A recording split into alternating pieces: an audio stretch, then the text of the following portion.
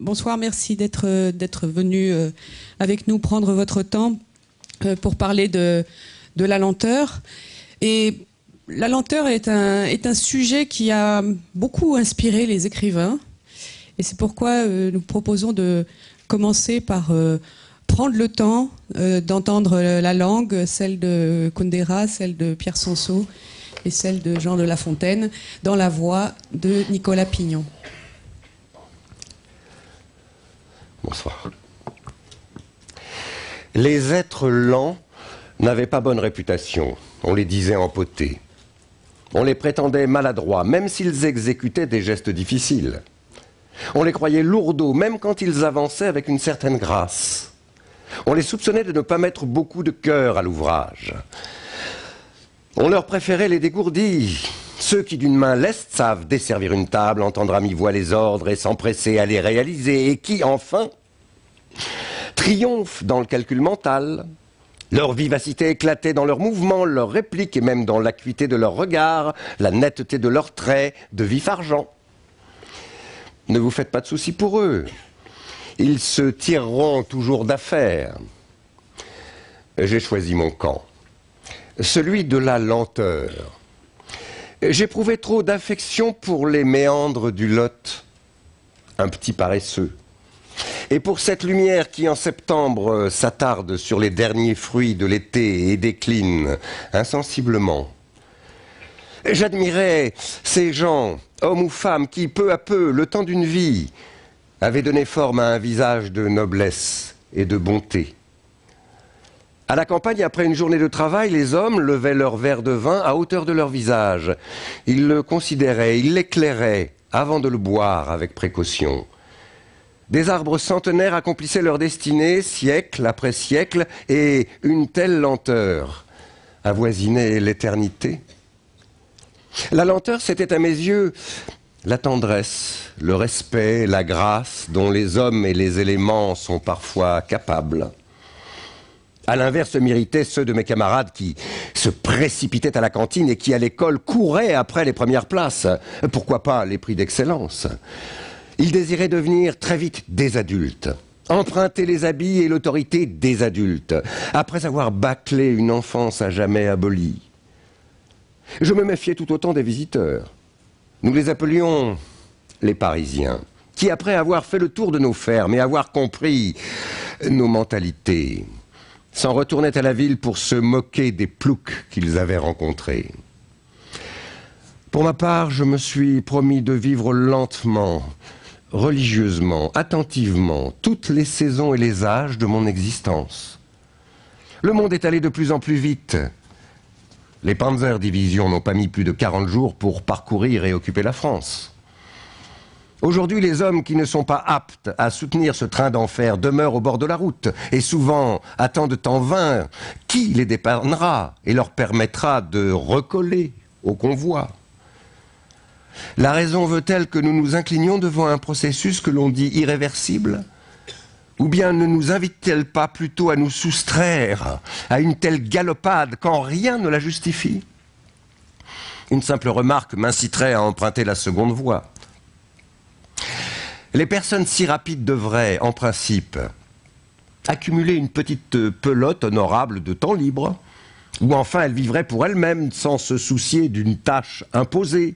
Or, à l'évidence, elles me semblent vivre misérablement dans une sorte de pénurie, étant toujours à la recherche de quelques instants où elles seraient délivrées d'un forcing épuisant. On aura compris que la lenteur n'est pas un trait de caractère, mais un choix de vie. Il conviendrait de ne pas brusquer la durée et de ne pas nous laisser bousculer par elle. Une tâche salubre, urgente, dans une société où l'on nous presse et où souvent nous nous soumettons de bon cœur à un tel harcèlement. Ce qui me scandalise chez ceux que je nomme les infatigables, c'est que leur énergie ne s'épuise jamais. Nous devrions disposer les uns les autres d'une quantité plus ou moins importante, mais de toute manière limitée, d'énergie. À la suite d'une débauche d'efforts, elle diminuerait, quitte à se reconstituer après une période de latence. Je n'ai pas remarqué un tel processus chez mes infatigables, et les explications de ce phénomène demeurent incertaines. Le mental peut-il avoir chez un individu une telle importance? Nous sommes tentés, je ne dis pas d'égaler les plus performants, mais de ne pas être ridiculement dépassés par eux. Cette visée s'avère maladroite et inconséquente. D'abord, les infatigables s'aperçoivent que d'autres concurrents cherchent à les rattraper. Ils se retournent avec quelques surprises et redoublent d'énergie en nous narguant quoi? Ces hommes quelconques auraient la prétention de nous accompagner? Ce défi supposé constitue pour eux le meilleur des stimulants. En second lieu, par nos efforts, nous élevons malgré nous la norme moyenne, enfin, pas si moyenne que cela, du travail du groupe. Et il nous faut à nouveau courir après un idéal devenu supérieur à ce qu'il était. Dans leur égoïsme, les infatigables pensent rarement aux traînards qu'ils exécutent et poussent vers la porte de sortie.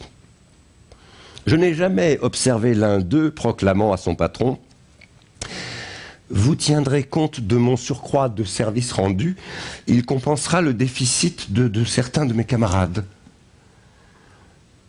Autrefois, les hommes, et encore davantage les femmes, furent à la peine. Celles-ci cumulaient souvent un travail à l'extérieur et des tâches domestiques. Il leur arrivait souvent de se lever tôt et de se coucher tard. À la ferme, elles entreprenaient au battoir d'énormes lessives. Elles se rendaient à pied au bourg pour la subsistance de la semaine, car il n'était pas possible de vivre en totale autarcie. Le travail de l'usine déformait les corps, détériorait les bronches et affectait les individus de telle ou telle maladie propre à l'activité. Ils atteignaient souvent la retraite avec un corps délabré et rendaient l'âme au terme de quelques mois de repos. Mais les hommes ne se complaisaient pas dans ce labeur excessif. Ils le considéraient comme une fatalité à laquelle ils ne pouvaient se soustraire. Et ils enviaient la condition des rentiers, qui ne serait jamais la leur.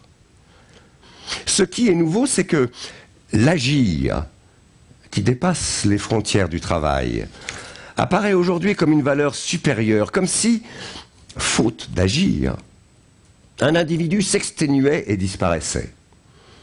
De ce fait, les rêveurs, ceux qui contemplent ou qui prient, qui aiment silencieusement ou qui se contentent du plaisir d'exister, dérangent et sont stigmatisés. Les penseurs, les idéologues reconnus ont opéré un glissement considérable d'un exercice nécessaire à la constitution de notre personne. Ils sont passés à un éloge de l'action, quelle qu'en soit la nature. La lenteur et la mémoire. En allant vite, le présent entraîne avec lui les instants qui l'ont précédé. Ainsi retenu, dans un seul et même sillage, il ne risque pas d'être décroché et de verser dans l'oubli. Quand une durée s'étire, le passé s'estompe, dans un lointain confus, dans une histoire ancienne et à laquelle nous ne prêtons plus d'intérêt. Il existe donc deux sortes de mémoire. La première, facile et faible. La seconde, plus rare et plus forte. La lenteur et l'originalité. Un homme inspiré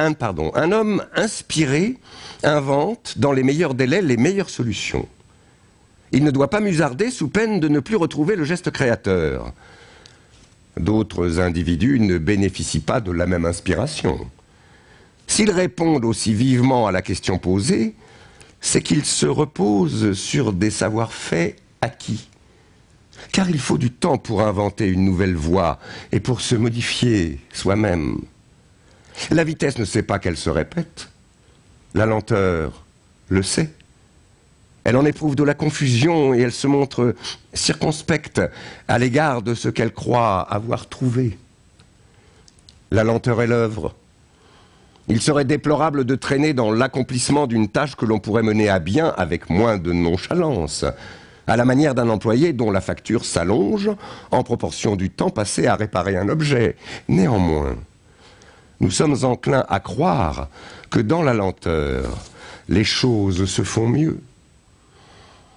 Nous assistons à la naissance d'une nouvelle catégorie d'objets esthétiques. Ils ne sont pas seulement reproductibles à l'infini, mais de plus, ils ne gardent pas dans leur texture les détours, les embarras nécessaires à leur émergence. Le cybernéticien prend peu à peu la place de l'artisan. Pierre Sansot, du bon usage de la lenteur. Je conduis.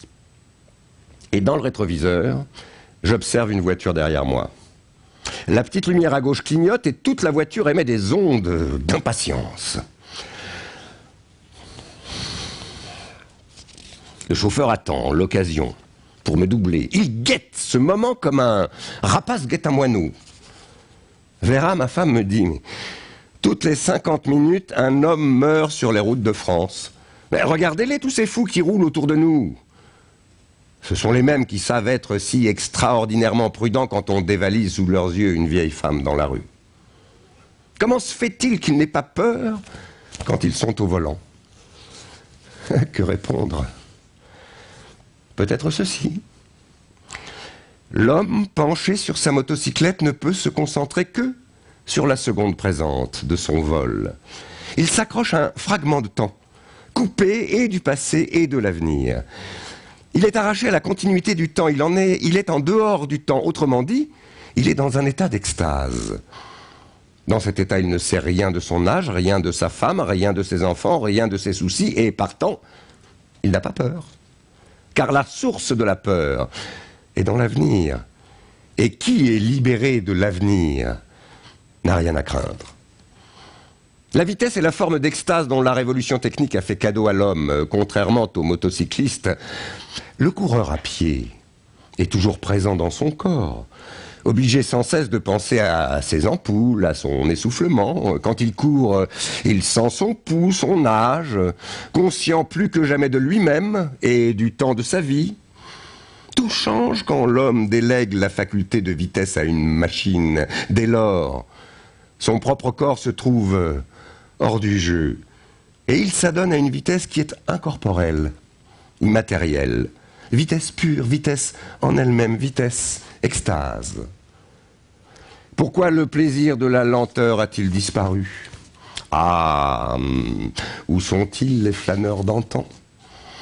Où sont-ils ces héros fainéants des chansons populaires, ces vagabonds qui traînent d'un moulin à l'autre et dorment à la belle étoile? Ont-ils disparu avec les chemins champêtres, avec les prairies et les clairières, avec la nature? Un proverbe tchèque définit leur douce oisiveté par une métaphore. Ils contemplent les fenêtres du bon Dieu. Celui qui contemple les fenêtres du bon Dieu ne s'ennuie pas, il est heureux. Dans notre monde, l'oisiveté s'est transformée en désœuvrement, ce qui est tout autre chose. Le désœuvré frustré s'ennuie et est à la recherche constante du mouvement qui lui manque. Je regarde dans le rétroviseur. Toujours la même voiture, qui ne peut pas me doubler à cause de la circulation en sens inverse. À côté du chauffeur est assise une femme. Mais pourquoi l'homme ne lui raconte-t-il pas quelque chose de drôle? Pourquoi ne poserait-il pas la paume sur son genou?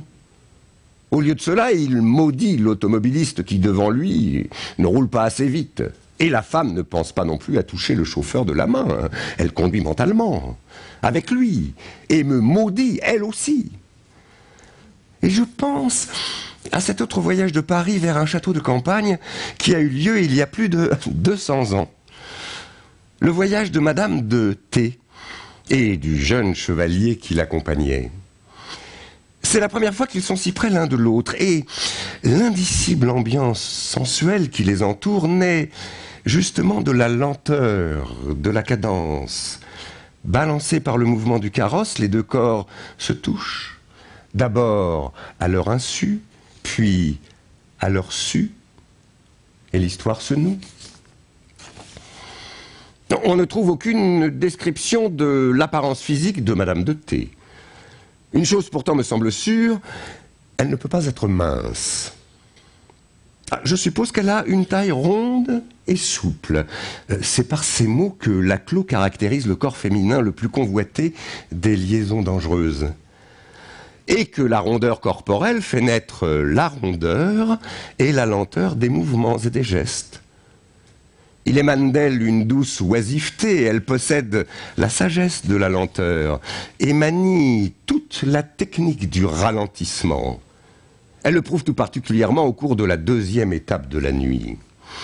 Passés au pavillon, ils entrent, ils s'embrassent, ils tombent sur un canapé, ils font l'amour, mais tout ceci avait été un peu brusqué. Nous sentîmes notre faute. Trop ardent, on est moins délicat. On court à la jouissance en confondant tous les délices qui la précèdent. La précipitation qui leur fait perdre la douce lenteur, tous deux l'aperçoivent immédiatement comme une faute. Elle interrompt l'amour au pavillon, sort avec le chevalier. À nouveau, elle se promène avec lui, s'assoit sur le banc au milieu de la pelouse, reprend la conversation et l'emmène ensuite au château, dans un cabinet secret attenant à son appartement. C'est le mari qui l'a aménagé, jadis, en temple enchanté de l'amour. Sur le seuil, le chevalier reste ébahi. Les glaces qui couvrent tous les murs multiplient leur image de sorte que soudain, un cortège infini de couples s'embrasse autour d'eux. Mais ce n'est pas là qu'ils font l'amour. Comme si Madame de T voulait empêcher une explosion trop puissante des sens et pour prolonger le plus possible le temps de l'excitation, elle l'entraîne vers la pièce contiguë, une grotte, plongée dans l'obscurité, toute garnie de coussins. C'est là seulement qu'ils font l'amour, longtemps et lentement, jusqu'au petit matin. En ralentissant la course de leur nuit, en la divisant en différentes parties séparées l'une de l'autre, Madame de T a su faire apparaître le menu laps de temps qui leur était imparti. Comme une petite architecture merveilleuse, comme une forme.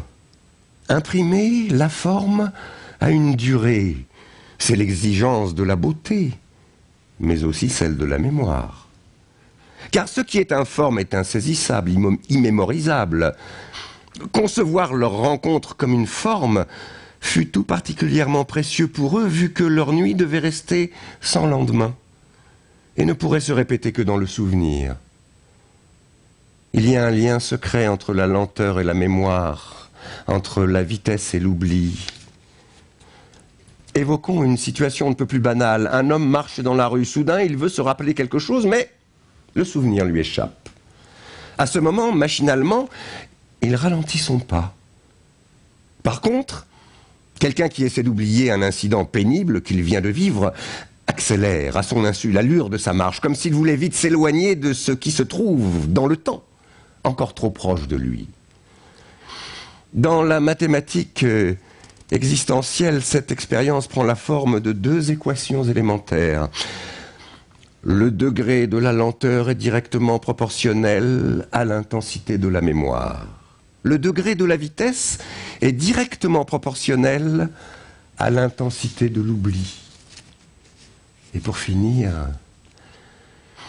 mais rien ne sert de courir, il faut partir à point. Le lièvre et la tortue en sont un témoignage. « Gageons, dit celle-ci, que vous n'atteindrez point sitôt que moi ce but. »« Sitôt, êtes-vous sage, répartit l'animal léger. Ma commère, il faut vous purger avec 4 grains d'élébore. Mais sage ou non, je parie encore. » Ainsi fut fait. Et de tous deux, on mit près du but les enjeux. Savoir quoi, ce n'est pas l'affaire, ni de quel juge l'on convainc. Notre lièvre n'avait que 4 pas à faire. J'entends de ce qu'il fait lorsque, près d'être atteint, il s'éloigne des chiens, les renvoie aux calendes et leur fait arpenter les landes. Ayant, dis-je, du temps de reste pour brouter, pour dormir et pour écouter d'où vient le vent, il laisse la tortue aller son train de sénateur. Elle part, elle s'évertue, elle se hâte avec lenteur. Lui, cependant, méprise une telle victoire, tient la gageure à peu de gloire, croit qu'il y va de son honneur de partir tard. Il broute, il se repose, il s'amuse à toute autre chose qu'à la gageure. À la fin, quand il vit que l'autre touchait presque au bout de la carrière, il partit comme un trait. Mais les élans qu'il fit furent vains. La tortue arriva la première. « Eh bien, lui cria-t-elle, avais-je pas raison ? De quoi vous sert votre vitesse ? Moi, l'emporter. Ah bah, et que serait-ce si vous portiez une maison ? Merci. »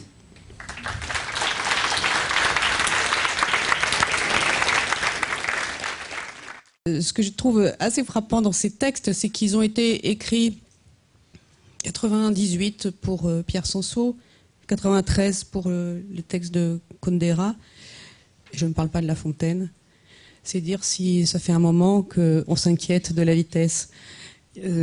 Donc, ce qui est intéressant dans ce qui nous réunit, c'est d'essayer de réfléchir à ce que cette lenteur ou ce désir de lenteur signifie aujourd'hui. Je ne vais pas égrener toutes les raisons qui nous font nous inquiéter de l'accélération exponentielle du monde. Nous, les athlètes courent plus vite, nous mangeons dans des fast-foods, nous draguons dans des speed dating, nous travaillons plus vite, nous communiquons dans l'immédiateté, nous zappons plus vite. Nous faisons en gros de plus en plus de choses en moins de temps. Mais en même temps, nous vivons plus longtemps. Autrement dit, nous avons tout le temps devant nous, puisque nous en gagnons, nous ne cessons de gagner du temps. Et pourtant, nous souffrons, comme le dit le philosophe Arthur Troza, que vous aurez la chance de rencontrer la semaine prochaine, parce qu'il vient dans ce cadre-là donner une conférence. Il parle de cette famine temporelle, que je trouve une très belle expression. C'était étrange, effectivement, cette époque où ce temps qui se rétrécit subjectivement alors qu'il ne cesse de se remplir objectivement. Je pense même à un essai tout récent de Jonathan Carey qui s'appelle 24 heures sur 24, 7 jours sur 7, qui alerte sur la disparition du sommeil. Et il semblerait que nous dormions de moins en moins, qu'on dormirait en moyenne aujourd'hui 6h30. Enfin, disons, ces références, c'est l'adulte américain. On va dire que nous, on dort plus, mais enfin, on n'en sait rien. Disons 6h30 par nuit, alors que on dormait 1h30 de moins il y a 30 ans. Oui, on dormait 1h30 de plus il y a 30 ans et 3h30 de plus il y a un siècle. Mais est-ce que c'est vraiment de repos que nous avons besoin ? Ou est-ce que c'est de ressentir à nouveau la distinction entre l'activité et le repos, le temps de travail et celui de loisir, donc la rapidité et la lenteur. Peut-être que ce n'est pas une question de lenteur, mais c'est plutôt une question de rythme. Voilà. Et là, on va se demander forcément de quoi la lenteur est-elle le signe, de quoi cette envie de lenteur est-elle le signe, à quoi résiste-t-elle, au profit de quoi? Pourquoi finalement la lenteur serait-elle préférable en elle-même à la rapidité? Notre problème est-il de ralentir ou plutôt de retrouver le sens de ce que disait très bien Pierre Sanso, la durée, l'épaisseur de la durée. J'ai trois invités qui sont trois hommes patients et qui sont, qui, par leur expérience et par leur réflexion, en contact avec la durée. Celle du jardin, celle de la marche à pied, celle du soin des autres. Gilles Clément, paysagiste, écrivain, professeur à l'école du paysage de Versailles, jardinier, comme vous aimez surtout vous présenter. Vous avez développé une conception du jardin en mouvement, comme apprivoisement des friches et administration conviviale du désordre, puis du jardin planétaire qui a donné lieu à cette grande exposition dont j'espère certains se souviennent. C'était 1999, 2000, oui, parce qu'elle a duré longtemps à la Grande Halle de la Villette. Et parmi vos ouvrages, je recommande particulièrement, il a pris l'eau, mon exemplaire a pris un peu l'eau, La sagesse du jardinier chez Jean-Claude Béard. Frédéric Worms, vous êtes philosophe, vous êtes directeur du Centre international d'études de la philosophie française contemporaine à l'École normale supérieure. C'est un peu long, hein.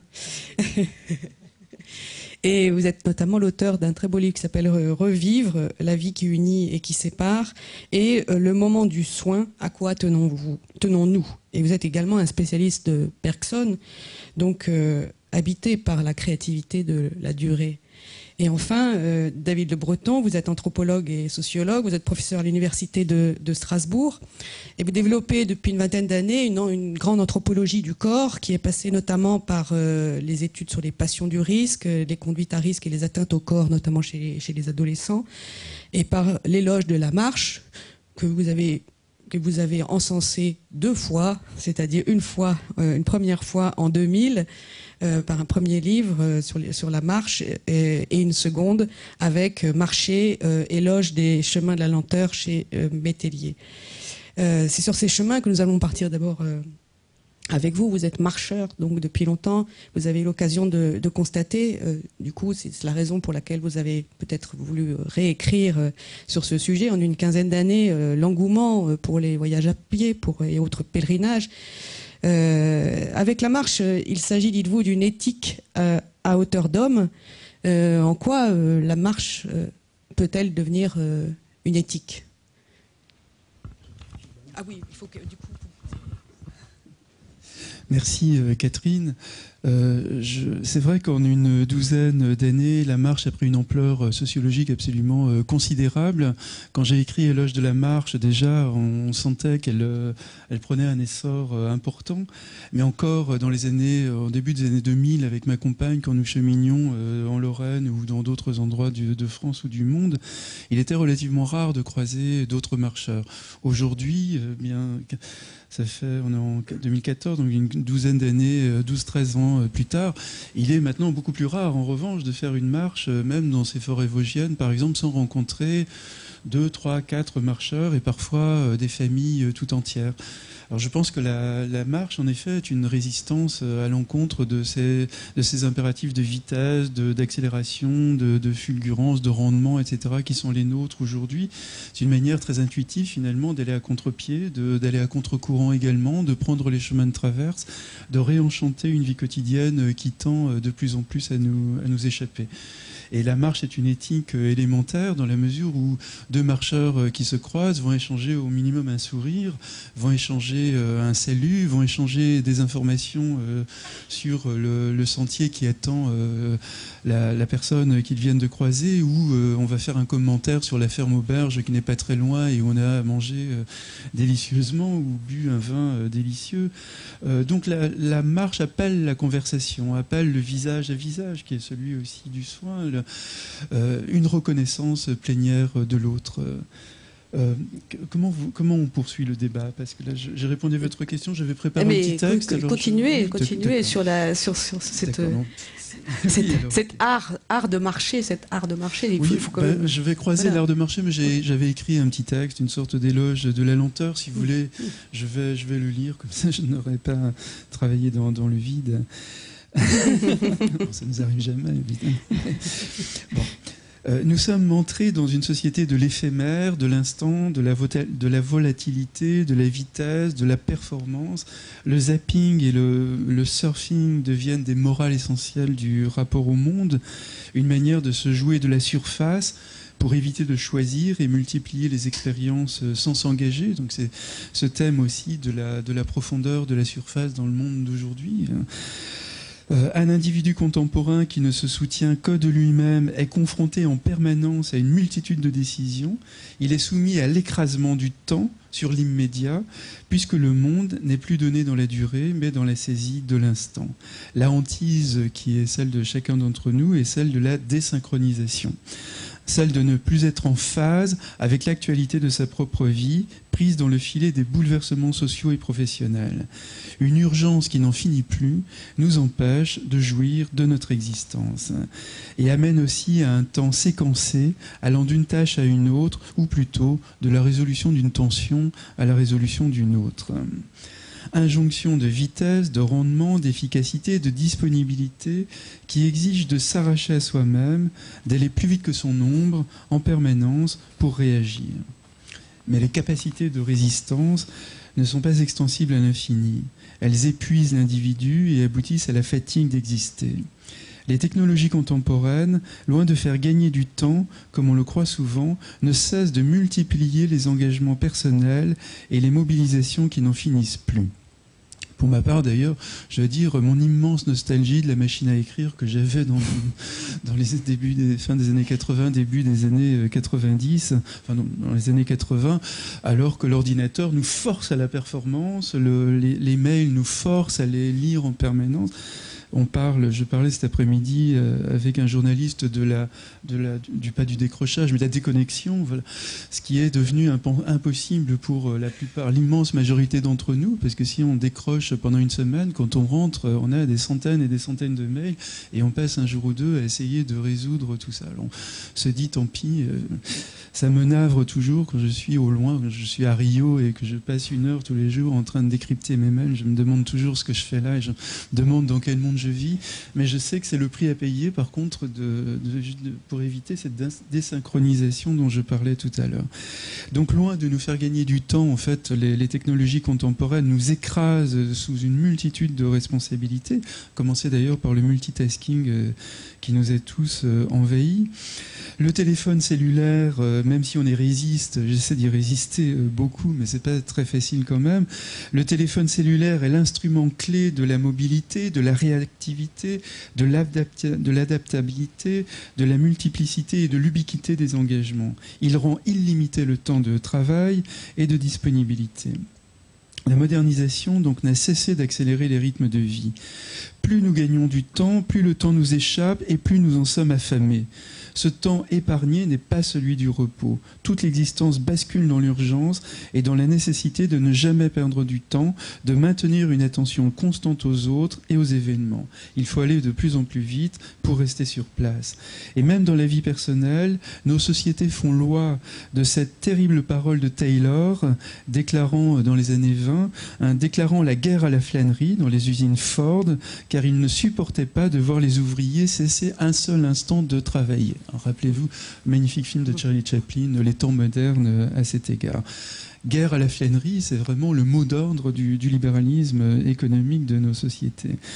Rester en mouvement, surfer sur le renouvellement des produits, des attentes sociales ou des offres de travail pour rester à flot devient une occupation à part entière et un principe d'identité.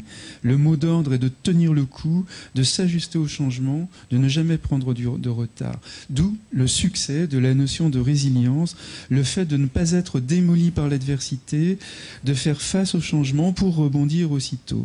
L'importance croissante également dans les librairies des rayons d'ouvrages consacrés aux recettes pour se venir en aide soi-même ou même pour devenir carrément soi-même. Dans le monde de l'obsolescence généralisée, il faut se faire soi-même obsolescent, fluide, recyclable. Et cette frénésie de la vitesse, du rendement, appelle en réaction la volonté de ralentir, de calmer le jeu.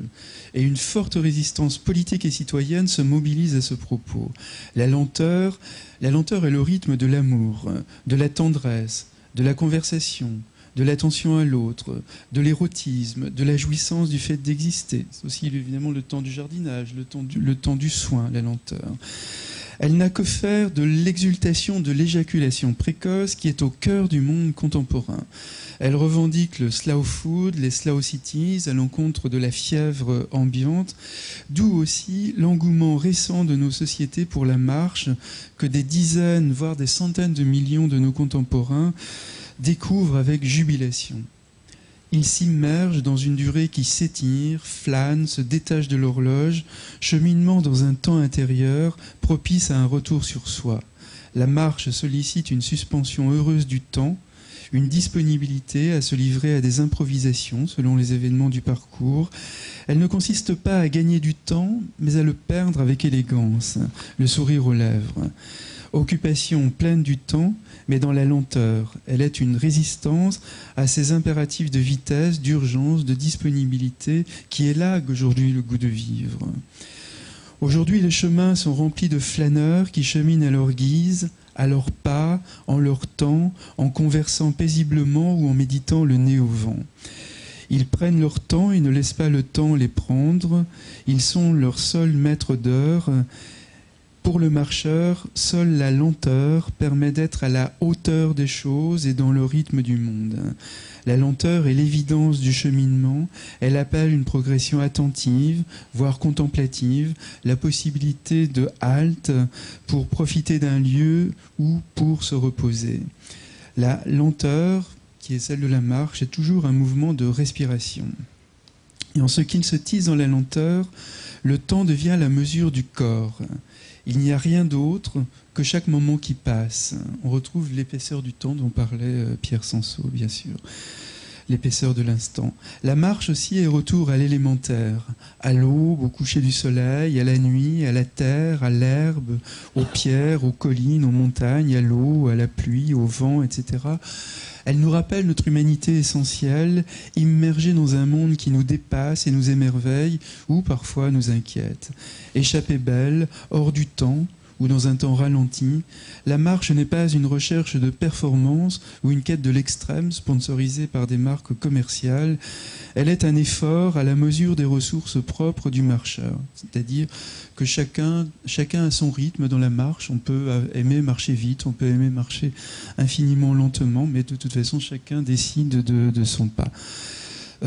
Pour terminer sur un mot, je voulais rappeler que la lenteur n'est pas l'immobilité, évidemment, n'est même pas le ralenti. La lenteur est un rythme absolument à part entière. C'est une souveraineté, finalement, qui est celle du corps. Je pense que la lenteur est le rythme fondamental du corps. C'est le fait de marcher à 5 km/h, de parler lentement, en s'écoutant, et pas en envahissant l'autre de sa parole, dans ce va-et-vient qui est celui de la conversation, mais donc, comme je disais tout à l'heure, de l'amitié, de l'amour, de la tendresse. Voilà. Merci. Nous allons bien sûr poursuivre la conversation. Nous n'allons pas vous laisser comme ça. Mais je vais donner la parole d'abord à Frédéric Worms. Vous, la durée est un de vos grands sujets. Est-ce que restaurer la durée, c'est une autre façon de faire l'éloge de la lenteur? Et de quelle manière, de quelle manière peut-on, qu'est-ce que ça voudrait dire, par exemple, perdre du temps, gagner du temps, pour le philosophe que vous êtes? Oui, merci. Je suis très heureux de participer à cette discussion. Oui, je vais reparler de la durée, même de la manière un peu dont elle a été pensée dans l'œuvre de Bergson, qui en avait fait sa notion centrale. Mais je voudrais repartir du soin, effectivement, pour rejoindre certains des éléments qui sont discutés, parce qu'il me semble que dans l'expérience du soin, il y a pas seulement la lenteur, et justement c'est ça qui est important. Il y a évidemment une importance très grande de la lenteur, ou plutôt d'un autre rapport au temps que vitesse et lenteur, mais il y a aussi un bon côté de la vitesse, ou un côté inévitable de la vitesse, et même de l'urgence. Et donc moi je pense qu'il faut poser peut-être non pas tellement vitesse et lenteur, que deux manières de penser vitesse et lenteur. Enfin, une manière vitale, au fond, nécessaire des deux, et une manière pathologique, on pourrait dire, des deux aussi, parce qu'il y a aussi des lenteurs insupportables, des lenteurs administratives, pénibles, voilà. En fait, la lenteur insupportable, c'est évidemment la lenteur consciente par rapport à... De toute façon, c'est l'un des points que je voudrais souligner, c'est que tout rapport conscient au temps est une souffrance. La souffrance fait naître immédiatement un rapport conscient au temps. Je vais souligner pour la vitesse, mais c'est vrai aussi pour la lenteur. Et donc, c'est vrai que le soin peut être une lenteur féconde, réparatrice, mais la maladie produit une lenteur souffrante, pénible. C'est très pénible d'attendre la souffrance, la guérison, ou d'attendre le traitement, ou... la solitude peut produire aussi une lenteur douloureuse, et ce que je voudrais, c'est plutôt essayer de comprendre le moment où la vitesse et la lenteur deviennent douloureuses ou souffrantes, et la façon dont elles peuvent être vitales et donc pas dans la souffrance, et plutôt que d'opposer simplement vitesse et lenteur en général. Il me semble un peu important, et ça répond effectivement à quelque chose, mais qu'il faut compléter. Et donc l'idée de soin est importante pour ça, parce que dans l'idée de soin, il y a deux choses qu'il faut distinguer. Il y a d'une part le soin de quelque chose, c'est-à-dire d'un problème vital qu'il faut traiter, sinon la vie peut s'interrompre. Donc il y a quand même un fondement à la notion d'urgence. Moi, je pense qu'aujourd'hui, on assiste à sa déformation, à sa généralisation, mais que le problème, c'est pas l'urgence en général, c'est la manière dont elle envahit tout. De même que Bergson disait, on spatialise le temps, et c'est pas exactement une erreur, ni une faute. C'est nécessaire, mais ça devient une faute quand ça devient le seul rapport au temps. Or, la maladie, l'urgence vitale, nous oblige à être dans l'urgence. Si vous voyez quelqu'un qui se noie là, maintenant, vous n'allez pas dire « je vais prendre mon temps ». On va voir, j'aime mieux la lenteur. Donc il y a quand même une urgence, une rapidité absolument nécessaire. Sauf que le problème, c'est que la pathologie, il faut penser le négatif donc dans la vie, dans le vivant. Et la mortalité, la maladie nous oblige à la fois à l'urgence et à un rapport conscient au temps. Ça, Bergson l'avait magnifiquement compris. C'est-à-dire que nous vivons dans le temps sans y penser quand tout va bien. Et dès qu'il y a un problème, non seulement apparaît un problème, mais apparaît le temps. Et pour répondre au problème, il faut spatialiser, extérioriser le temps, le compter, le maîtriser, le mesurer. D'abord parce qu'on ne peut pas faire autrement, c'est le tic-tac de l'urgence vitale, c'est ici et maintenant, hein, le bouche à bouche. Donc là, effectivement. Mais le problème, c'est que ce rapport au temps qui est légitime à cause des besoins vitaux envahit tout. Et envahit tout par une sorte de structure de notre entendement, mais qui aujourd'hui, effectivement, envahit absolument, je crois, toutes les activités, effectivement d'une manière pathologique. Mais encore une fois, il faut comprendre d'où ça vient. Ça vient au départ, peut-être, d'une sorte de dimension de la vie. Et cette dimension de la vie fait que c'est le négatif, et fait qu'un rapport explicite au temps est toujours une souffrance, il me semble. Quand on est dans le tic-tac de l'urgence, quand on est dans l'infinie lenteur de l'attente, mais de l'attente consciente. C'est-à-dire, quand est-ce que ça va s'arrêter? Quand est-ce que le bus va arriver? C'est une lenteur dont on ne peut pas jouir parce que précisément on la pense dans le temps, on la compte, on la mesure, elle s'égrène. Alors que inversement, l'autre rapport au temps que nous donne aussi le soin, c'est l'inverse, c'est prendre soin cette fois de quelqu'un, non pas par rapport simplement à la pathologie dont il souffre, c'est soigner quelque chose, il me semble, mais simplement par le fait d'être en relation avec lui et de le soutenir dans cette expérience. Et donc c'est plutôt le fait, mais qui là aussi se généralise à notre expérience, c'est moins la lenteur que le fait de partager une expérience pour elle-même et en dehors, dans le temps, mais dans un rapport inconscient au temps, immanent, implicite au temps, et pas dans l'extériorité. Je pense que nous le savons tous, qu'il faut prendre son temps pour que les gens malades, ou même simplement dans la vie, pour être vraiment quelque part et avec quelqu'un, il faut prendre le temps propre à cette activité. Il y a un temps de la marche, il y a un temps de ceci, il y a un temps de cela. Une des vieilles paroles de sagesse, hein, dans l'Ecclésiaste, c'est un temps pour tout. Il y a un temps pour manger, un temps pour boire, un temps pour agir, un temps pour dormir, justement le temps des contraires. Parce que la vie est faite aussi de contraires. Hein, donc, un temps pour tout me paraît très fort. Chaque chose a son temps, mais on ne s'en rend pas compte. Et surtout, il ne faut pas s'en rendre compte. Et quand on prend soin de quelqu'un, quand on prend le temps de prendre soin de quelqu'un, quand on prend son temps, justement, même si c'est un instant pour l'horloge, c'est un temps qui paraît long parce qui à la fois est vite et lent parce qu'il passe vite. Et en même temps, il passe vite parce qu'on a pris le temps. J'ai rencontré un spécialiste des urgences médicales, un médecin du SAMU. Il me disait, même dans l'urgence totale, il faut un instant où on oublie le temps pour être avec le malade. Même, lui, il dirige le SAMU du Pas-de-Calais, même dans l'hélicoptère. Il disait, où on emmène le patient à l'hôpital, même dans le camion du SAMU, il faut une seconde de pleine temporalité, qui peut paraître très lente, justement. Il faut fermer les rideaux, dit-il, et que l'urgence cesse un instant, sinon il n'y a pas de soin. Et je pense que nous avons tous cette expérience, nous savons ce que ça veut dire, par exemple, quand nous nous disons passer un bon moment, prendre son temps. On va visiter quelqu'un à l'hôpital, on passe un moment avec lui. C'est ce moment qui est en lui-même un soin, en fait. C'est pas, bon. Et on sait très bien qu'aujourd'hui, effectivement, le soin est justement entièrement décompté du côté de l'urgence, comptabilisé, donc un rapport au temps minute tout. Un ami médecin me disait que même dans le moment le plus crucial, l'annonce d'une maladie, par exemple, il n'a pas le droit de dépasser le quart d'heure de la consultation. Et c'est ça la violence quand le temps spatial compté devient effectivement la norme unique et qu'on ne peut pas prendre le temps d'une parole, prendre le temps. Et cette expression « prendre son temps » me paraît très importante. Aussi passer le temps. Non pas voir le temps passer, mais passer le temps. C'est l'inverse exactement, et c'est effectivement créateur, c'est créateur de nous-mêmes, c'est dans ces moments-là que se crée le plus fort de nos vies.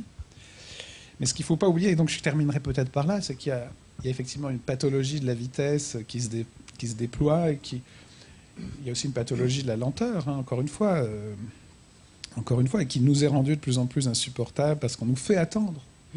Donc il y a cette double violence. Mais de même qu'il y a une lenteur qui est autre chose qu'une lenteur, qui est un temps réel, partagé, etc., je pense qu'il y a aussi une positivité d'une certaine vitesse. Pas de la vitesse normée par une urgence extérieure, pas de la vitesse comptabilisée, pas de Taylor ou de la tarification à l'activité dans les hôpitaux, par exemple, qui est quand même un énorme problème de violence, pas seulement pour les patients, hein, mais pour tout le monde. Pas évidemment tout ce dont il a été question dans tous les textes qu'on a entendus, mais il y a aussi des très belles vitesses. Hein. Comprendre quelqu'un, c'est aussi aller très vite. Parfois, Deleuze disait qu'il y a les grands philosophes vont aussi à très grande vitesse. Et il se passe des choses, mais qu'après on peut déplier indéfiniment. Mais il y a une vitesse. Et puis il y a des différences de rythme. Bergson expliquait très bien que chaque être vivant a sa durée, que pour nous, par exemple, nous contractons les instants du temps à notre rythme. Une plante ou un animal a un autre rythme. Et nous ne verrons jamais une fleur éclore, parce que notre rythme biologique nous empêchera de voir le moment où elle éclot. Mais effectivement, vivre, c'est sentir à la fois le temps pour lui-même, la différence des temps pour elle-même, la relation entre les temps. Et pas seulement, mais pas jamais le temps, comme cas. Donc voilà, c'est ça que je voulais dire. Mais je pense qu'il y a aussi des vitesses très, très, très généreuses en un instant, parfois, mais un instant plein.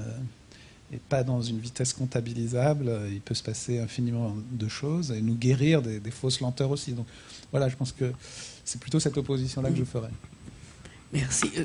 Gilles, merci beaucoup, Gilles Clément. Regardez éclore une fleur, est-ce possible? Vous allez nous dire, surtout vous concluez votre livre en disant regarder pourrait bien être la plus juste façon de jardiner demain. Oui, ça c'est dans le cas où... C'est un art du regard, le jardin. Pas uniquement, non. Mais ça, ce serait dans le cas très hypothétique et peut-être probablement complètement invraisemblable, où on aurait compris suffisamment de choses pour que on accepte que tout ce que l'on voit et qui provient de la décision des plantes, des animaux, des conditions climatiques et peut-être aussi d'autres humains autour, nous satisfasse parce qu'on l'aurait compris, simplement pour cette raison-là. Aujourd'hui, ce monde-là est encore très obscur pour nous. Mais cela dit, on a quand même besoin de faire aussi. Parce que on est des gens qui nous exprimons nos humains et nous exprimons notre créativité en agissant. Alors peut-être avant de montrer, parce que j'ai choisi des images qui parlent peut-être plus de l'idée que l'on nous donne à voir à travers Nature à lire, que certaines personnes connaissent déjà, du temps et du danger. Mais juste je voudrais faire des remarques sur ce que j'ai entendu, parce que je trouve que c'est très intéressant. Enfin, on bien fait sûr. comme ça, si vous voulez. Ah, on fait comme ça, oui. D'accord. Dans le texte, les textes lus, il y avait beaucoup de choses, et qui est libéré de l'avenir n'a rien à craindre, ça laisse penser. Ça. Il y a quelque chose là qui rejoint une question forte dans je suis jardinier, je le dis, mais c'est pas du tout parce que je cherche à avoir ce terme-là ou l'anoblir, c'est simplement parce que je mets les mains dans la terre et j'ai un jardin. Or, quand on met une graine dans le sol, on le fait pour demain. Donc on est plutôt dans quelque chose qui est tiré vers le futur. Pour moi, le jardin exclut la nostalgie.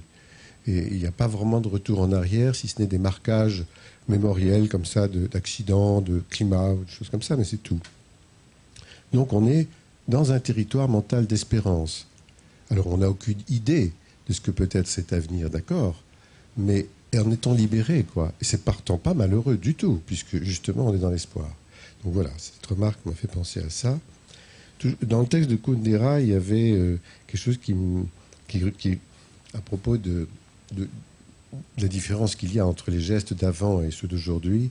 Dans notre métier, il nous arrive parfois de voir des paysages qui résultent de l'agriculture héroïque. Et ce qu'on appelle l'agriculture héroïque, un terme que j'ai trouvé en Italie, mais qui concerne pas mal de choses dans le monde, c'est l'époque où on mettait les pierres comme ça pour faire un muron, comme les Sokosa, l'île de Lanzarote, pour protéger une plante. Et c'est un énorme travail pour faire ça. Donc c'est beaucoup de temps passé pour faire ça, pour juste une plante, etc. Ou en Italie, c'est des espèces de tumuli qui ne sont pas des trous-lits, mais qui sont des petits tas comme ça, juste pour cultiver 3 petits pois. Enfin, c'est très émouvant. On imagine le temps qu'il a fallu pour faire tout ça, et c'est forcément très beau. Bon, gagner du temps, on en a parlé, ça sert à rien, parce qu'on ne sait pas comment on le place. Voilà. Ça rapporte peu. C'est-à-dire que ça ne peut rapporter pour nous que si le temps que nous avons gagné, nous l'utilisons dans la lenteur, dans l'absence de l'agitation. Sinon, si on remet ça en agitation, ça ne sert absolument à rien. À rien. C'est pas la peine de le gagner. Ça ne sert à rien. Donc, il y a quelque chose qui a été évoqué, mais alors, pour moi, ça revient à la relativité de la notion de la question de la lenteur et de la vitesse. C'est quand même, mais ça peut-être, vous le savez mieux que moi, il y a des êtres lents et d'autres qui ne le sont pas. Moi, j'ai des étudiants et il y en a qui sont lents et ils souffrent de ça. Et alors, arriver à leur faire admettre que ça n'a absolument rien à voir avec un défaut, que c'est juste un comportement qui correspond à l'équilibre de cet être-là et qu'il faut qu'il soit lent pour arriver à faire quelque chose, parce que c'est lui qui est comme ça. Et que d'autres, au contraire, vont aller beaucoup plus vite pour faire exactement la même chose. Ça n'a aucune importance. Nous, ce qu'on veut, c'est que le projet qu'on leur a demandé, parce qu'on leur pose une question, est une réponse qui soit poétique, inventive, cohérente et techniquement faisable. Donc peu importe comment on y arrive. Alors, David Le Breton. David, très content de vous rencontrer. Alors moi, je marche pas. Mais parce que j'arrive pas. Mais parce que j'arrive pas. Vous n'avez pas le temps ? Mais c'est pas ça. C'est que je suis arrêté par une plante, par un papillon. Je prends une photo. Je vois c'est impossible pour moi. C'est impossible. C'est juste impossible. C'est-à-dire que la randonnée, c'est pour moi une marche forcée. Parce qu'il faut arriver à l'auberge en question, à telle heure. Et c'est catastrophique. Je ne peux pas faire ça. Je préfère avoir quelque chose à manger dans un sac à dos, etc. Donc, je ne marche pas. Alors, du coup, ça repose la question de tout ce que vous avez dit. Et en même temps, je suis d'accord avec ce que vous avez dit. Voilà. Bon. Le mot résilience. Le mot résilience, il est à la mode. C'est assez fâcheux parce que ça veut tout dire et rien. Mais il existe quand même, il a été employé au départ beaucoup plus dans le monde végétal et animal que pour les sociétés humaines. Ou pour les métaux. Et pour les métaux, bien sûr, tout à fait. Et ça veut dire pour nous simplement le nombre de possibilités les mises au point, disons, d'ailleurs avec le temps, parfois ce sont des mises au point qui ont mis des décennies, des siècles ou des milliers d'années à exister pour que l'être en question, dont l'espèce existe depuis donc si longtemps, résiste, assure sa survie, tout simplement réponde à des changements, à des choses. Voilà, c'est tout. C'est pas plus. Alors, l'expérience du soin. Vous avez pris des notes, dites-moi. Mais je prends des notes parce que je suis arrivé avec un cahier blanc. Oui. Des notes. Mais si, je vais vous montrer des images, si vous voulez. Mais la pathologie de l'urgence, pour moi, ça s'apparente à quelque chose que je trouve prend une importance considérable dans notre société, c'est la stratégie de la peur. Il y a à toutes sortes de niveaux. Là, j'étais ce matin, je faisais c'était pas une randonnée, mais c'était une petite marche près du Rhône. J'étais côté suisse là, et avec des gens qui travaillent sur ce paysage. Et je vois arriver un petit groupe d'enfants, et ils avaient tous un machin fluo avec leur nom, comme s'il fallait, comme s'ils allaient se perdre ou être violés, assassinés, je ne sais pas trop quoi. C'est-à-dire qu'on instruit la peur par des signes, mais des milliers de signes, hein, toutes sortes. Et moi, ça me paraît fou, quoi. Je trouve que bon. Et dans la question de l'urgence sur les soins, j'imagine que, enfin bon, voilà, c'est ça que ça évoquait. Alors, l'impatience. On attend le bus. On attend le bus, mais on est avec le chien, qui lui ne sait pas qu'il attend le bus, sauf exception. Il y a des chiens qui savent, hein. Mais bon, donc nous on s'énerve parce qu'on sait qu'on attend le bus, qu'il ne vient pas. Mais le chien, lui, il s'intéresse aux gens qui sont là. Il va remuer la queue, il va faire des trucs, il va aller, etc. Donc il n'est pas du tout dans le même rapport à ce temps-là que nous vivons finalement pas bien. Et nous, dans notre façon de, enfin en tout cas moi, je ne sais pas, de voir ces questions-là qui sont dans la durée, nous nous inspirons assez volontiers de la nature, de ce que la nature nous enseigne. Alors, peut-on voir la fleur éclore? Oui. Il y en a une. Il y en a une. Alors, elle s'appelle Eunothera lamarckiana, je vous le dis ça comme ça, ou Eunothera biennis, parce qu'il y en a deux. Ce sont des énothères venus d'Amérique, bien sûr, déclarées, exogènes, envahissantes, donc détestables, parce que, elles sont superbes. Et j'en ai dans mon jardin. Et c'est une plante qui fleurit la nuit, pour la nuit. Mais au crépuscule, elle s'ouvre. Et vers 9h du soir, entre 9 et 10, quand il fait encore jour. Et là, il faut amener les enfants pour leur dire voilà comment une fleur s'ouvre. Parce qu'on la voit, hein, elle fait par petites, comme ça, saccades, on la voit. Et ça dure 1 minute et demie, 2 minutes. C'est impressionnant. Ça, c'est très très beau. Bon, il y a eu des films hein, qui sont faits sur l'accélération de ces mécanismes-là, ce qui fait qu'on les voit s'ouvrir. Mais là, on le voit sans trucage. Les énothères font ça.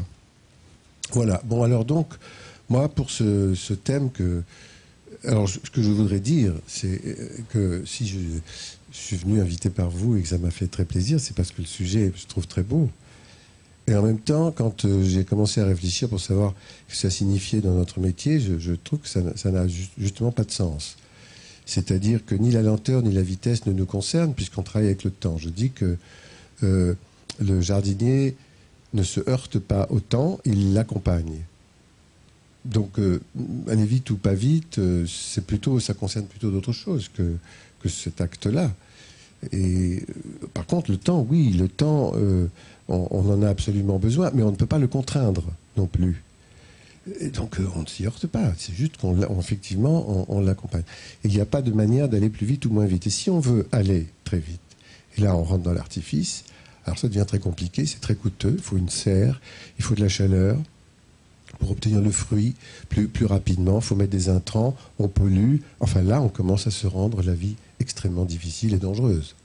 Dangereuse puisqu'on devient des empoisonneurs, etc., quoi. C'est peut-être comme ça, c'est-à-dire dans cette vitesse de la production, cette idée du rendement, qu'une partie de la planète se trouve endommagée très sérieusement, peut-être une majorité, et que nous mangeons pas toujours ce qu'il faudrait manger.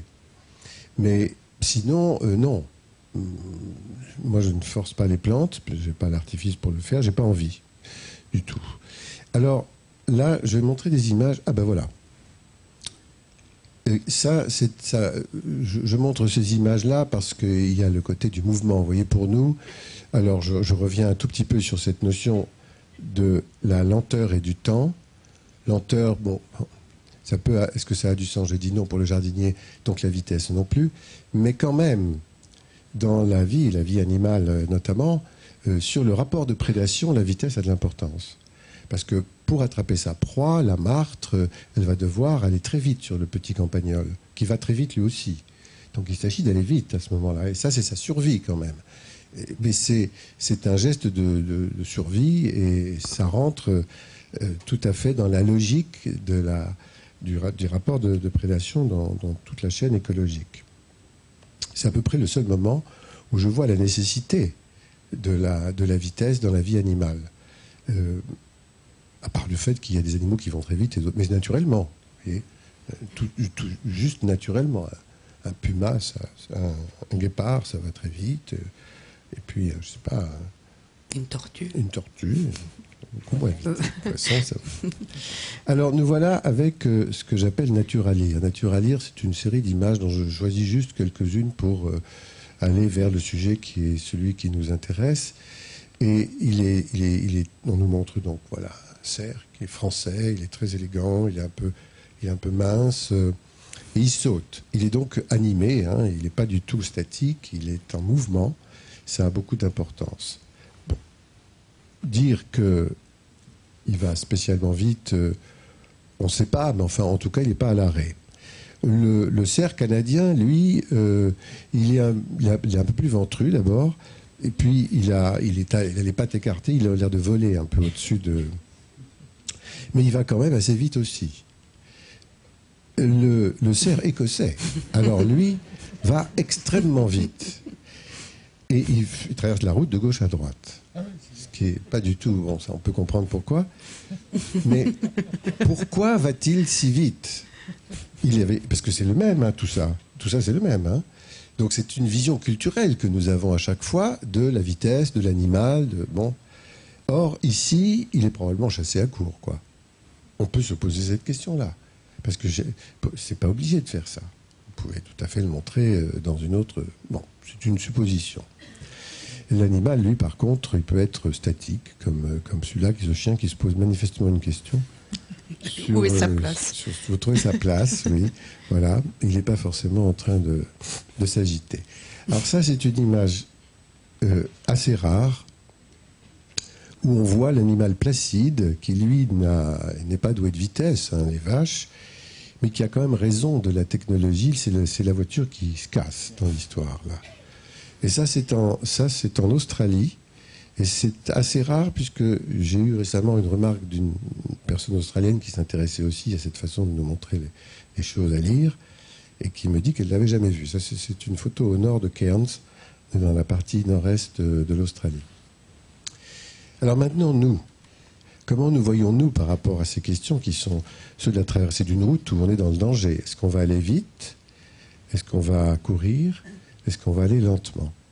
Alors ça, c'est une photo dans un village. J'en ai retrouvé dans d'autres villages, hein, mais c'est très rare. C'était la façon dont on traversait les routes autrefois. On les traversait lentement, avec la petite fille devant, habillée avec une robe et tout. Et la maman. Ça, c'est un peu plus simplifié comme dessin, mais c'est lent aussi, c'est au Chili. Là, on n'arrive pas à savoir qui est devant, mais c'est sans doute un parent qui est derrière. Là aussi, on est dans un rapport de lenteur, mais ce sont deux enfants. C'est en Australie, on traverse aussi de gauche à droite, hein, mais c'est lent. Enfin, je veux dire, c'est une cadence normale. Là, c'est presque arrêté. C'est en Algérie, c'est un papa. Ça doit jouer un rôle.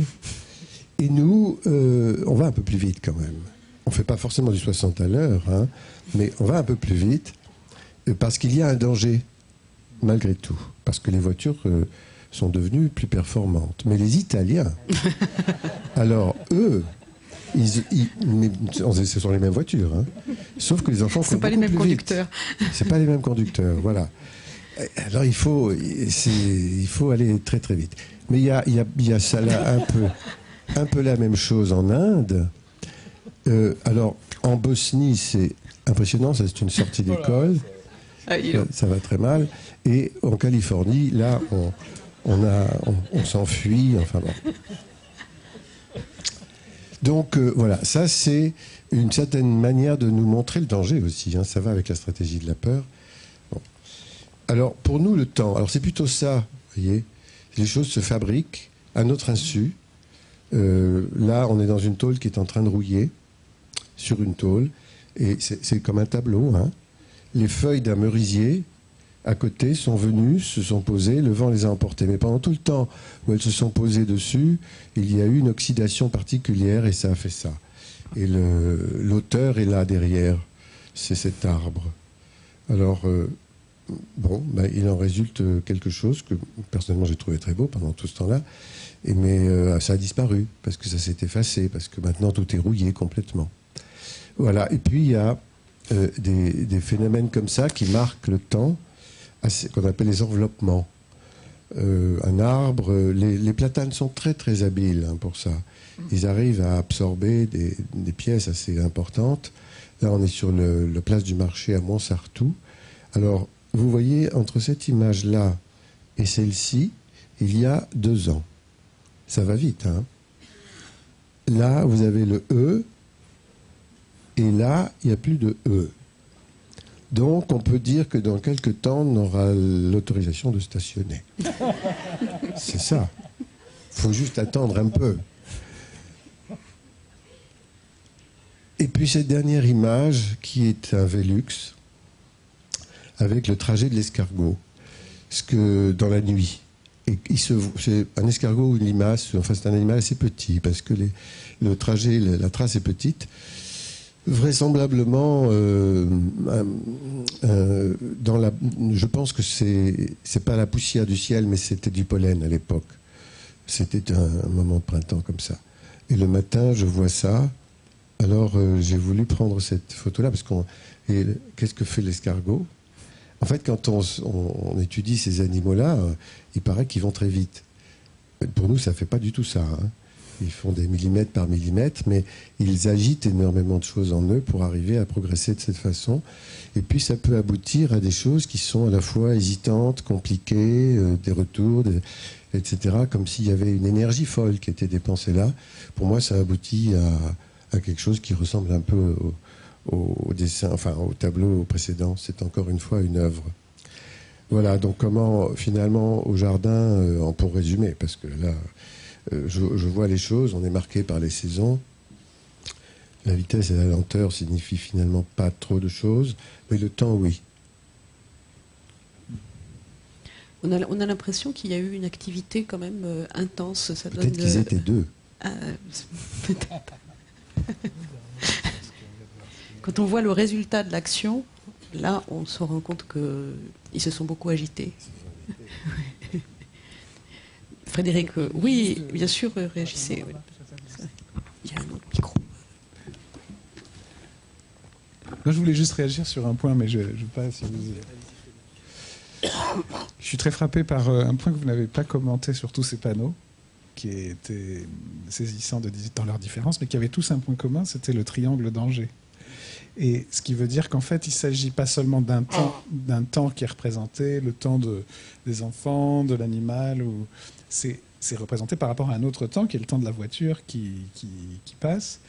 Et ici, on voit bien qu'il y a une intersection entre des temporalités, mais qui produit une violence parce qu'il y a une temporalité qui traverse l'autre, comme la route troue la campagne, ou la forêt, ou le village, enfin les habitats, en quelque sorte, mais par une traversée et pas par une rencontre. Et la rencontre risque d'être dangereuse. Et donc ça, c'est très frappant. Comment ? Oui, en fait, justement, pour l'un et pour l'autre, parce qu'on lui dit quand même danger à l'automobiliste. Et on lui signale les choses assez importantes pour qu'il y ait un danger. On ne lui signale pas les escargots, justement. Enfin peut-être dans certains pays, mais... Enfin, en tout cas, l'important, c'est qu'il y ait danger. Non, mais ce qui est intéressant, c'est qu'on peut imaginer, par contre, une rencontre entre des temporalités qui ne soit pas sur le mode du danger, justement. C'est ce que vous avez décrit, c'est-à-dire par exemple la contemplation de l'éclosion, ou un autre rapport aux enfants qui marchent ou aux chevaux qui courent. On voit bien que justement, le problème, c'est moins la lenteur et la vitesse que le fait la manière dont on les considère. C'est-à-dire que si on est avec sa voiture et qu'on est soi-même en train de produire du danger par ce mouvement, en effet, extériorisé, comptabilisé. Moi, ce qui me frappe beaucoup, je me disais, il faut quand même, si on veut définir la lenteur, au fond, on ne peut pas la définir en elle-même, mais seulement par comparaison. C'est-à-dire c'est forcément par rapport à une tâche donnée, le temps qu'on met pour l'atteindre. Donc il y en a, comme vous disiez, des élèves lents, des élèves rapides, c'est par rapport à des tâches. Donc c'est toujours dans la comparaison, dans l'extériorité. Et pour celui qui est dans l'acte, il ne sait pas qu'il est lent ou rapide. Il fait ça, comme vous disiez, à son rythme. Et donc je suis frappé par cette relation extérieure au temps des autres et au temps de soi-même, ou bien cette relation intérieure. Et ça change tout quand même. Et effectivement, je pense que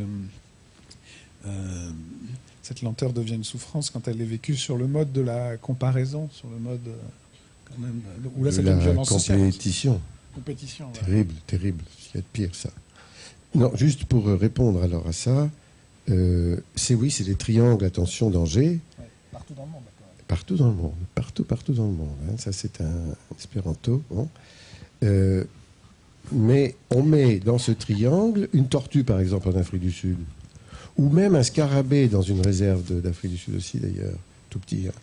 Alors là, c'est en fait pour le protéger, lui. C'est pour vous dire, ne marchez pas dessus. Pourtant, c'est danger. Mais qui est en danger, c'est lui. Alors que dans la majorité des cas, on vous dit attention, danger pour le cerf, parce que c'est la voiture qui va être... C'est vous. Mais lui, il ne voit pas le panneau. Voilà. C'est un danger pour lui, représenté pour nous. Ouais, c'est ça. David? Oui, une petite remarque pour Gilles, pour le réconcilier avec la marche. C'est l'immense Jacques Lacarrière qui définissait d'une certaine manière la marche, justement, comme étant le marcheur, comme étant l'océanographe des brindilles. Et je recherche, pardon, j'ai perdu ma citation, c'est dans Sourate, en tous les cas, si vous voulez la retrouver. Ah, donc il a le droit de s'arrêter. Le géographe des brindilles ou l'océanographe des flaques. Ce qui est une formule absolument sublime. Mais je pense que c'est vraiment la morale élémentaire du marcheur qui ne cesse de s'arrêter pour contempler les fleurs, les paysages, les rivières, les ruisseaux, les oiseaux, enfin les animaux qui passent, où on ne cesse de s'arrêter pour s'écouter éventuellement. Non, la marche n'est pas seulement le fait d'aller d'un point à un autre, parce que je crois que la plupart des marcheurs sont bien indifférents de leur heure d'arrivée à la ferme auberge, ils s'en fichent un peu. Je crois que la lenteur est aussi, c'est finalement l'évidence de notre rapport avec le monde, avec les autres, quand on ne se pose pas la question du temps, quand les choses coulent de source finalement. Donc quand j'ai parlé de la lenteur dans la marche, c'est pas parce que le marcheur ralentirait, évidemment ça n'aurait strictement aucun sens. On marche à son rythme, quand on est en pleine forme, on marche un peu vite, quand on est un peu fatigué, on marche lentement, etc. Donc c'était plutôt une lenteur relative, mais vous l'avez très bien dit, il n'y a de lenteur que par rapport à d'autres choses. Et la lenteur du marcheur, elle est plutôt en comparaison à la voiture, à l'avion, au train, etc.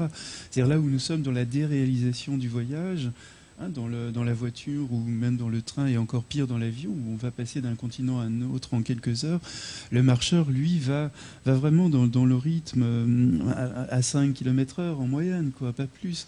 Donc il est dans la concrétude du monde, il est dans la pulsation du monde qui passe. Et il voit le monde qui change, contrairement donc au voyageur dans sa voiture, par exemple, qui n'est plus du tout dans la sensorialité du monde, parce que le pare-brise fait écran, il n'entend rien, il ne sent rien, il ne goûte évidemment rien, alors que le marcheur même peut goûter, évidemment, parce que là, on arrive dans la saison des myrtilles, des framboises, des fraises sauvages, donc rien n'empêche le marcheur de s'arrêter à tout instant pour cueillir les fruits et les savourer, voilà, ce qui échappera à tous les autres, ce qui échappe à toutes les autres expériences technologiques qui vont trop vite pour pouvoir s'arrêter sur le monde.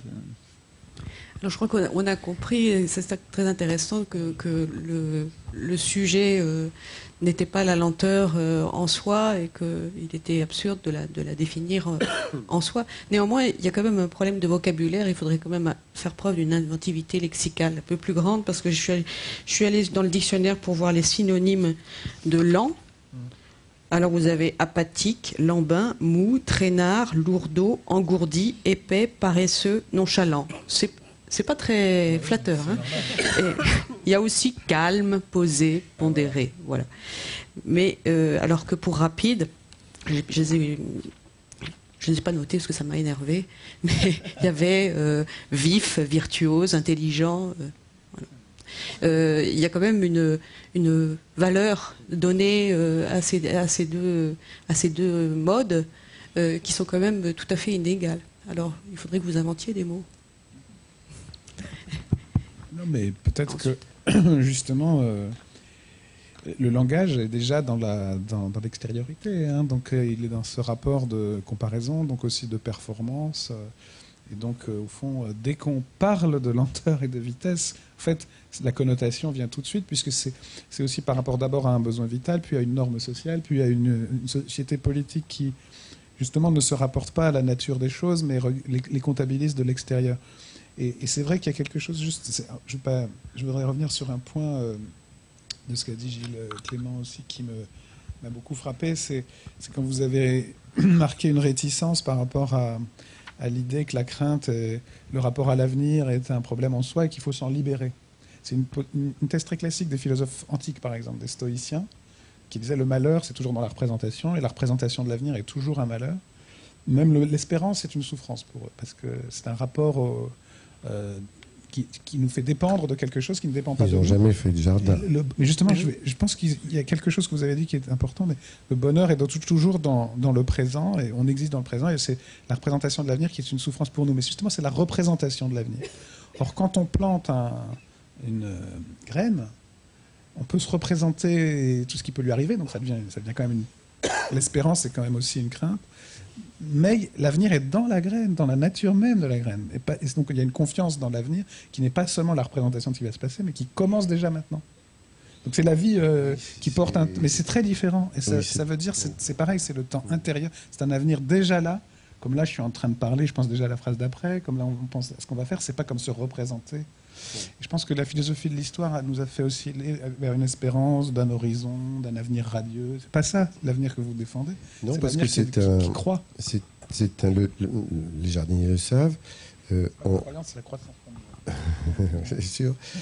On attend, oui, quelque chose. On est dans le territoire d'espérance. Mais on sait qu'il va arriver quelque chose qu'on n'a pas prévu. C'est-à-dire que c'est presque toujours inattendu. C'est pratiquement toujours inattendu. Là, je dis, parfois, c'est toujours la vie invente. Alors, elle invente sur un temps long ou court, mais tout le temps. Ce qui fait qu'il suffit d'aller tous les jours et les matins à la même heure, admettons, dans le jardin, pour s'apercevoir qu'un truc a changé, qui n'était absolument imprévisible, et qui vient de toutes sortes de paramètres. Alors, c'est cette espèce de permanente découverte qui relance aussi l'émerveillement, et donc on n'a pas lieu de s'inquiéter sur ce futur-là. Comme nous faisons l'éloge de la lanterne, néanmoins nous avons un temps compté. Si vous avez des questions pour poursuivre la conversation avec nos invités, il doit y avoir un micro qui doit circuler. Madame au second rang.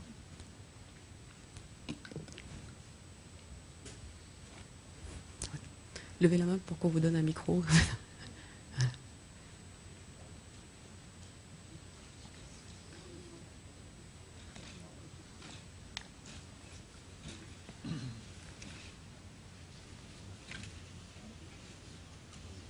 Bonsoir.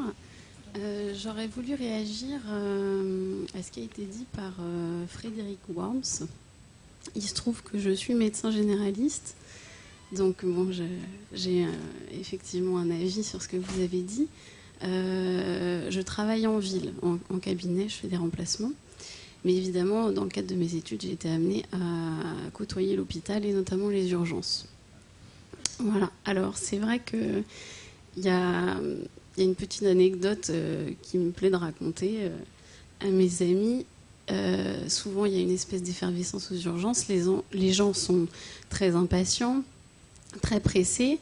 Ils attendent leur tour. Et puis, il y a un moment où ils s'agacent et ils viennent se plaindre de la lenteur avec laquelle ils sont pris en charge. Et je leur demande toujours, mais pour vous, qu'est-ce que ça veut dire urgence ? Et ils nous répondent systématiquement que ça veut dire qu'on va vite. Et je dis, c'est là que vous vous trompez, monsieur. Et en fait, on se rend compte qu'aujourd'hui, les gens consomment du soin comme ils consomment le reste. Ils viennent aux urgences parce qu'il n'y avait pas de rendez-vous chez leur généraliste. Il faut toujours aller plus vite pour tout. Malheureusement, c'est pas comme ça que je pense qu'on fait de la qualité, notamment dans le milieu du soin. Donc, c'est pour ça aussi que j'ai choisi de travailler en ville, parce que ce côté rapidité qui pour moi ne va pas avec efficacité m'a déplu à l'hôpital. Et la chance qu'on a quand on est généraliste et qu'on a sa patientèle, c'est qu'on a le temps de discuter, qu'on a le temps de se poser. Et quand j'entends que votre ami généraliste, enfin je pense qu'il est généraliste ou peut-être spécialiste. Il est généraliste, mais dans un SAMU. Hein, donc, ah oui, donc c'est effectivement tout de suite plus particulier. Dans une médecine d'urgence. Voilà. Si, bien sûr qu'on a le temps d'annoncer à quelqu'un un diagnostic grave. Il faut juste... Ah non, celui dont je parlais pour l'annonce, non, il est cancérologue. Oui. Alors, d'autant plus en cancérologie, j'y suis passée en cancérologie, on peut pas ne pas prendre le temps. C'est pas possible. C'est bien, quand on passe les concours de médecine, tout ça, on est validé sur des mots-clés. Et c'est un mot-clé, prendre le temps de l'annonce. Donc, c'est bien un domaine où on ne peut pas se permettre d'aller vite. C'est trop important, il y a trop de conséquences dans l'annonce, dans la manière d'annoncer. Et on est là aussi pour être dans la relation humaine. Hein. Effectivement, on nous demande, aux urgences, on nous demande d'être performant, d'aller vite, de brasser du patient. Sauf que c'est pas comme ça que je vois l'exercice médical. Donc c'est justement pour ça que j'ai fait le choix de m'installer. Enfin, que je fais le choix d'être en ville et que je ferai le choix de m'installer. Merci beaucoup. Si je peux dire un petit mot, merci. Vous allez répondre. Merci beaucoup pour votre intervention. Il y a deux points qui m'ont beaucoup frappé. Il y a la réponse des patients dans le service des urgences. Et au fond, ils font un contresens sur le mot urgence, qui est encouragé par tout ce qu'on a critiqué là et entendu critiquer aussi dans les textes. Parce que c'est vrai que quand ils disent l'urgence, c'est la rapidité. Donc ils vont pour avoir, ils y vont, ils pensent que l'urgence, ça veut dire c'est l'instantanéité du service par opposition à un service lent. Alors qu'en fait, le mot urgence a un autre sens. Il veut dire, c'est ce qu'il faut traiter sans attendre. C'est vraiment, c'est un type d'objectif de maladie et non pas une demande subjective de rapidité. Donc la confusion des deux est terrible parce qu'en plus, évidemment, à ce moment-là, le moindre bobo, si on demande qu'il soit urgent, devient grave. Parce que il faut qu'il soit grave pour être urgent. C'est l'inverse, c'est l'urgence qui définit la gravité et non plus la gravité qui définit l'urgence, en un sens. C'est la demande de rapidité qui définit ce qui est grave, c'est-à-dire mon bobo devient immédiatement urgent, et il y a une impatience sociale qui peut devenir une très grande violence, c'est-à-dire qu'effectivement, il y a un tri aux urgences. Et c'est normal qu'on fasse passer celui qui court un risque de mourir par opposition aux autres. Et c'est vrai que, heureusement, on sait très bien que si on attend aux urgences, ça peut être très long, et c'est aussi un problème social très grave, qui est lié à ces attentes fausses, mais aussi à des vrais problèmes Mais on sait aussi que si on attend, en principe, c'est parce qu'il y a une justice dans le soin et qu'on fait passer celui qui, lui, il ne peut pas attendre. Donc c'est très intéressant parce que c'est toujours pareil, c'est ce contresens entre l'urgence extérieure et l'urgence réelle, vitale. Donc il y a une norme intérieure du temps qui est là et c'est dicté à l'homme, parce que sinon il y a mort, tout simplement. Comme il y a vie, il peut y avoir vie, mais il peut y avoir mort. Donc c'est quand même très, très passionnant ce que vous avez dit, parce que ça prouve qu'il y a un contresens très grave. Et l'autre versant, c'est effectivement la normalisation sociale du temps du soin. C'est quand même le temps de l'annonce est un très bon exemple, parce que c'est un temps en apparence perdu, c'est un temps sans activité, c'est un temps où, du point de vue de la normativité productiviste, du soin lui-même, il est inquantifiable. C'est-à-dire, du point de vue du tarification à l'activité, c'est le traitement du cancer, en l'occurrence, qui va être quantifié. Le temps de l'annonce, qui pourtant peut, en plus, tout le monde le montre, et des études le montrent, ce temps est non seulement humainement nécessaire pour le médecin et le malade, mais en plus, il participe de la guérison elle-même. C'est-à-dire que ce n'est pas seulement qu'il y a un accompagnement, comme on dit, subjectif. Il y a le soin objectif, soin subjectif, le cure, le care. D'un côté, il y aurait la technique, de l'autre côté, il y aurait l'amour. Moi, je résiste à ce clivage, parce que le temps technique est aussi utile et humain, et le temps humain a des effets, y compris médicaux. Donc, on sait très bien que le moment de l'annonce d'une maladie grave détermine déjà beaucoup de la subjectivité, donc de la qualité du traitement lui-même. Et donc, en fait, même en termes, je dirais pour conclure que même en termes de bonne gestion des hôpitaux, il faut laisser de l'inquantifiable. Et c'est vrai. Et inversement, il faut quantifier. Juste un tout dernier temps, on sait très bien que dans la psychanalyse, par exemple, le temps de la séance, c'est un temps où tout peut arriver. Et en même temps, Freud avait très, très bien dit qu'il faut un temps limité, parce que c'est quand même un temps du soin. Ça ne se confond pas avec le temps de l'amour et de la haine réelle. C'est un cadre est nécessaire. Winnicott dit aussi, très grand psychanalyste anglais, que le fait d'arrêter la séance, justement, ça brise une relation qui peut devenir fusionnelle et destructrice. Donc il faut aussi un peu de distance. Et si on est tout le temps dans la fusion, si justement on ne fait pas la différence entre le temps des autres, le temps de l'animal, le temps de la plante, le temps du malade, bon, on va accompagner le malade, mais c'est lui qui est malade. Il y a aussi une violence à dire, donc vous êtes médecin, vous êtes malade, le malade va partir, même si ce n'est pas au bout d'un quart d'heure montre en main. Donc il y a la rencontre, il y a la différence. Voilà, donc c'est un point. Merci pour ça. Est-ce qu'il y a d'autres questions, monsieur là, premier. Monsieur là, puis ensuite monsieur. Bonjour, je pense que le titre L'éloge de la lenteur, c'est une nécessité presque par rapport à notre société, où en effet la vitesse est valorisée, c'est bien, c'est efficace, performant, etc. Et c'est en contraste avec peut-être nous qui sommes parfois à bout de souffle. Dans le monde du travail, on voit la catastrophe que produit cette idéologie. C'est plus que de l'idéologie. On parle de stress au travail. On parle aussi de troubles musculo-squelettiques. Parce que les gens, il faut qu'ils aillent vite, très vite. Et en même temps, vous parlez de la lenteur qui peut affecter. Je prendrai l'exemple, par exemple, de monsieur, nous tous, en train de faire la queue à des caisses. Et on attend, et on se fait chier, on attend, c'est le samedi soir ou je sais pas trop quoi, et on n'en peut plus, on en a marre. Et il y a la pauvre caissière qui va de plus en plus vite, et c'est scanné, et qui est en train d'attraper une tendinite, et elle n'en peut plus non plus. Il y a son chef qui va lui dire ça va pas encore assez vite. Enfin, c'est une catastrophe, quoi. C'est une catastrophe sociale. Je vais finir. Et c'est aussi parce que ça repose sur une société qui rentre aussi dans quelque chose de totalement aberrant. On voit, soi-disant, on est dans un monde aussi qui va vite, l'automobile, et il n'y a qu'à voir la vitesse de déplacement de tous ces gens entassés sur le périphérique. Ça en est comique, quoi. Quand on a le recul, on peut en rigoler, quoi. On voit l'inefficacité totale, mais pourquoi on en est là? C'est ça, en fait, pour moi, la question. Pourquoi on en arrive là? Parce que des fois, notre corps, il n'en peut plus, et notre esprit n'en peut plus non plus. On arrive à ce qu'on appelle des burn-out, et les gens, ils pètent littéralement les plombs, hein. Alors pourquoi on en est là et peut-être aussi comment on en sort? Pour ma part, moi j'irais vers l'orientation d'une société productiviste, de consommation, où en fin de compte, il n'est plus question du plaisir de vivre et de la jouissance de vivre. On est en train de répondre à des dictats de productivité, mais qui servent à qui? Et pour qui?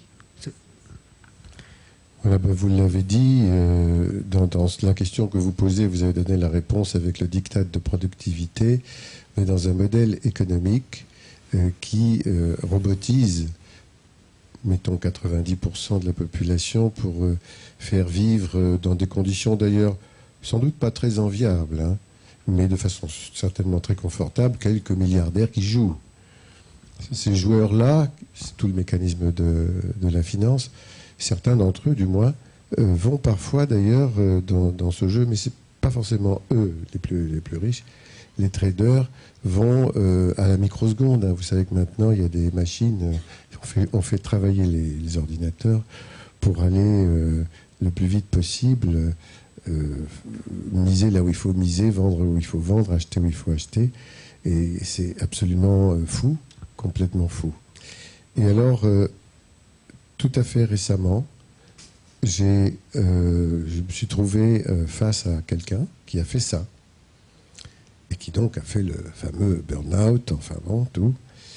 Et qui n'en peut plus, mais comme beaucoup. Vous savez, il y a un livre qui s'appelle, qui est une femme, qui s'appelle, j'ai oublié son nom, j'ai fait HEC et je m'en excuse. Oui. Florence Nouville. Voilà, Florence Nouville. C'est très bien, ça explique beaucoup de choses. Et ça revient à ce que vous venez de dire exactement. Et lui me dit, voilà, j'ai arrêté ce machin. Il a de l'argent, puisqu'il a gagné de l'argent, mais il n'en pouvait plus, il est quasi mort, quoi. Bon, voilà. Il a cherché autour de lui qui était heureux de vivre équilibré. Il a eu du mal à trouver. Il a voulu aller vers le sport parce qu'il est très sportif et que ça l'intéressait, peut-être d'aller dans cette direction-là. Puis il a vu que c'était pareil, c'était un jeu aussi dangereux. Et donc, finalement, il a trouvé seulement sa maman, sa mère, parce qu'elle est tout le temps dans le jardin et elle est parfaitement bien. Alors, il fait la formation continue de l'école de paysage. Il fait des stages, il se reconvertit complètement. C'est assez touchant, mais c'est assez révélateur quand même. Le jardin. Oui, j'ai pensé en vous écoutant à une phrase de Marx quand il évoque les très longues journées du monde ouvrier du 19e siècle, hein, où on travaillait 14, 15 heures et parfois même enfant. Rappelez-vous les livres de Zola, et parfois les femmes travaillaient et devaient se prostituer à la fin de la journée pour ne pas mourir de faim.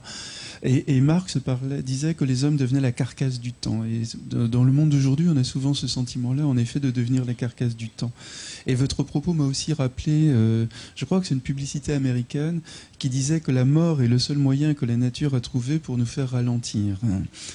Phrase percutante, mais on peut dire la même chose évidemment du burn-out, de la dépression, qui nous forcent, là, on a le couteau sous la gorge, de la nécessité de s'arrêter.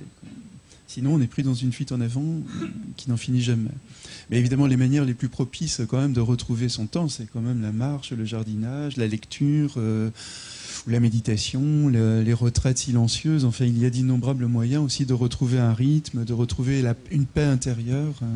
Et peut-être il faut signaler les petites initiatives sur le territoire un peu partout, de gens qui ont finalement décidé d'abandonner, de se soumettre à la gouvernance officielle et ont créé par des associations, par des modèles comme ça, une sorte de convivialité.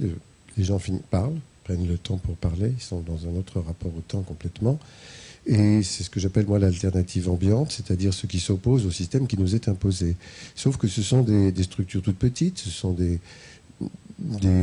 groupements de personnes, mais quelquefois qui peuvent donner lieu à des changements de vie complets pour des petites cités, pour des villes qu'on appelle les villes en transition font partie de ça. Et là, on n'est plus du tout dans le même rapport au temps. Ça devient autre chose et évidemment pas dans la même économie. Il y a des monnaies complémentaires qui sont dressées. C'est très intéressant. Vous savez, une monnaie complémentaire, c'est pas une monnaie alternative, mais c'est quand même une monnaie qui peut localement redynamiser l'économie, mais dans un rapport qui n'a rien à voir avec celui de l'énervement compétitif toujours, qui est celui de la mondialisation. Je peux laisser encore un oui. peu. Non, c'est quelque chose qui me vient, qui serait pour introduire un autre aspect de la violence qu'on subit dès aujourd'hui face au temps, et pour lequel il y a une notion qu'on peut reprendre aux pensées de Pascal, qui est la notion de divertissement. Parce qu'en fait, il y a le travail, et puis le temps libre, qui a quand même été une conquête sociale, etc., et qui, à mon avis, est encore un objectif politique légitime. Hein. C'est pour ça qu'on critique les 35 heures, mais il y avait quand même une sorte d'idée de temps. Mais ce temps libre est maintenant occupé par un divertissement au sens destructeur, lui aussi, du terme. Et ce qu'il y avait d'intéressant dans les pensées de Pascal, de plus qu'intéressant, de capital, c'était l'idée que l'homme ne supporte pas le temps et se trouve des occupations, un divertissement qui est pour lui une façon d'échapper à la réalité ultime de justement la mort et la vie après la mort. Bon. Donc l'homme ne supporte pas le temps parce qu'il a peur de la mort. Mais je crois qu'on peut reprendre l'idée de Pascal, mais en disant que, au fond, nous, peut-être, c'est pas pour retrouver un rapport à l'éternité, au-delà de la mort, mais plutôt un rapport au temps vivant, au temps des hommes sur cette terre, avec les autres vivants, avec la parole réelle où on se dit des choses. Donc, mais on est cerné par une productivité sociale, mais aussi un divertissement qui a quand même quelque chose de terrifiant, pour lequel Pascal avait raison, sauf que, encore une fois, je pense qu'il faut être pascalien, mais pour revenir à la vie et pas au-delà. Oui. Si bas. Comme dit Camus, il y a une chose très belle de Camus là-dessus. Par ici, puis il y en aura une ici aussi. Oui, bonsoir. Non, mais en fait, vous venez de l'évoquer, moi. Du coup, la lenteur. Du coup, je me rends compte qu'effectivement, on l'aperçoit qu'en comparaison. Donc, je me dis presque c'est un concept, on a du mal. Mais je trouve que peut-être la vraie question, c'est comment on freine maintenant cette société complètement hystérique. Et vous venez d'en parler. Je trouve qu'il faudrait clairement lister jardinage. Je pratique, donc effectivement, marche. Faudrait. Moi, un jour, on a décidé d'échanger des plantes dans notre rue. Et là, je me suis rendu compte que les plantes avaient la parole, qu'on prenait le temps de discuter avec la personne qui amenait sa plante et qu'on était complètement à l'inverse d'un achat impulsif dans un magasin. Et pour le coup, voilà, faudrait arriver à faire une espèce répertoire comme ça pour contrer l'hystérie de nos sociétés. Parce qu'on a l'impression que finalement, on va aller de plus en plus vite jusqu'à temps de vouloir s'échapper de la planète. Et puis après, qu'est-ce que font ceux qui restent? Enfin, on ne sait pas où on va, quoi, en fait. Peut-être pour compléter votre question, je pense que c'est une question importante de savoir aussi comment cet éloge de la lenteur qui a l'air de procéder d'un choix de vie individuel peut-il devenir un projet politique ou un projet du moins collectif. Vous parliez tout à l'heure de mouvement de citoyens, vous avez vous-même constaté qu'il y avait de plus en plus de monde sur les chemins de randonnée, mais est-ce que ça suffit à donner une dynamique à cette lenteur vers une vraie alternative. Voilà. Ces petits-enfants de ces vieux parents, des plantes, oui. Ben, pour rester simplement au niveau des marcheurs, en tous les cas, c'est une espèce de désobéissance civile à la Soro, mais très tranquille, très paisible, qui n'est fondée sur aucune agressivité, aucune volonté de lutter contre un système. Simplement, c'est se démarquer, quoi, cesser de collaborer d'une certaine manière, en reprenant son temps. Mais effectivement, ce n'est pas changer la société, c'est clair. Monsieur, encore une question. Puis après. Merci. En ce qui concerne, je ne sais pas, on m'entend ou... Oui. Voilà. En ce qui concerne les marcheurs, ce monsieur parle beaucoup des marcheurs. Il se trouve que moi-même, j'ai été pendant des années membre des randonneurs d'Île-de-France. Alors voilà. Ça n'est pas que chacun, contrairement à ce que vous aviez, je ne sais pas, l'impression, parce que c'est peut-être moi qui ai une fausse impression, mais vous donniez l'impression que chacun marche comme il veut, etc., prend son temps, patati patala. C'est pas du tout ça. Il y a trois allures, lente, moyenne et rapide. Il faut s'inscrire. Quand on s'inscrit, on sait qu'on va faire un parcours donc lent, rapide ou moyen sur tant de kilomètres, et on vous indique aussi s'il y a des dénivelés ou pas. Bon. Et pourquoi c'est très simple. C'est parce qu'on prend un train à telle heure, et pour revenir, on ne va pas à l'auberge, on rentre chez soi, et il faut prendre un train pour rentrer. Si on est au fin fond de je ne sais où, il n'y a pas des trains comme les RER toutes les 5 minutes. On rate celui-là, c'est 1 heure d'attente. Donc, celui qui organise ce groupe fait de telle sorte que le groupe marche à une certaine allure. C'est-à-dire, ce que ce monsieur disait est absolument valable pour une personne seule. Mais dès qu'il s'agit d'un groupe, c'est terminé. C'est terminé, vous êtes obligé. J'ai vu par exemple, puisque pour l'anecdote, des gens qui s'en foutaient. Alors ils étaient là, ils traînaient, ils cherchaient une fleur, ils regardaient. C'est pas sérieux. C'est pas que ce soit pas sérieux, c'est que les autres ils disaient bon bah écoutez, restez de votre côté, nous on marche. Hein. Ben, voilà. Dès qu'il y a un groupe, il y a une obligation. La même chose dans le travail d'ailleurs.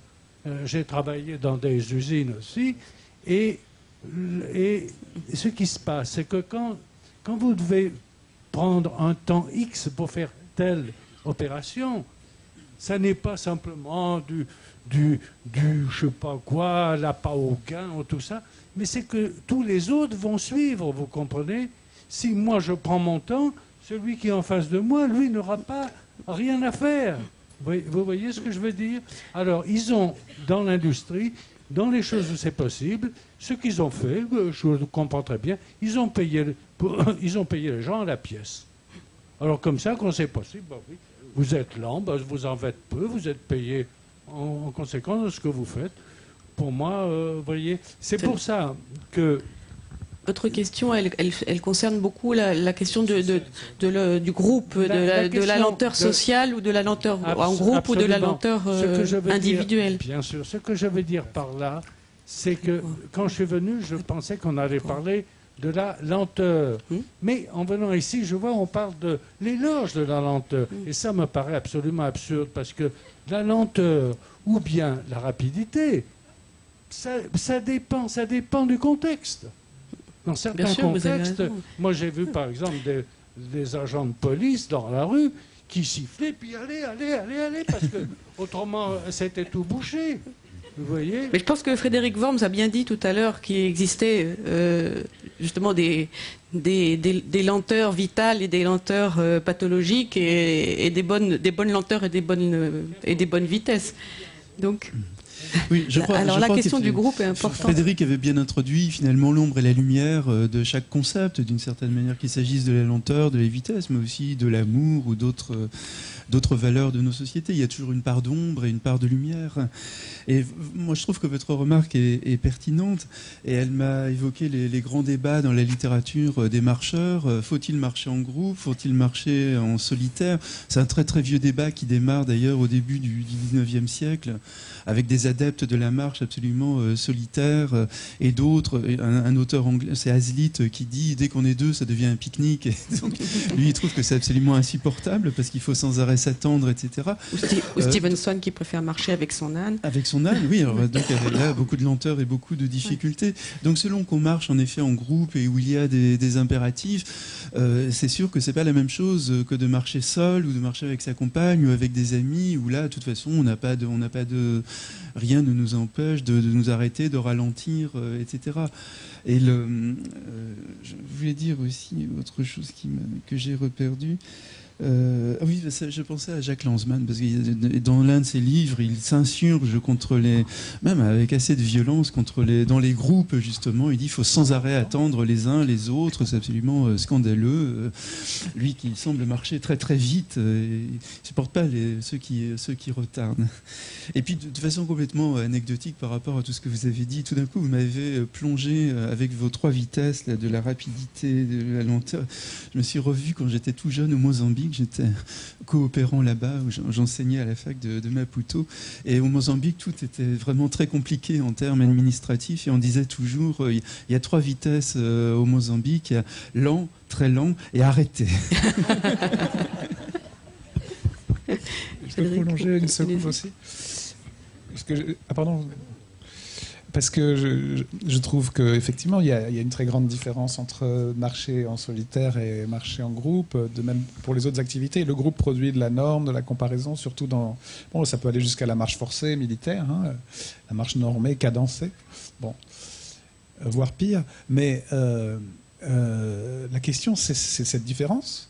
Et il se trouve que, heureusement, dans nos sociétés, on a une part de choix, mais on n'échappe pas au groupe. C'est ça que vous disiez, je pense. C'est qu'il y a une société, c'est aussi du groupe. Et la question qu'on doit se poser, c'est effectivement, est-ce que la solution est un retrait simplement individuel, dans une lenteur comme résistance individuelle, ou produire justement dans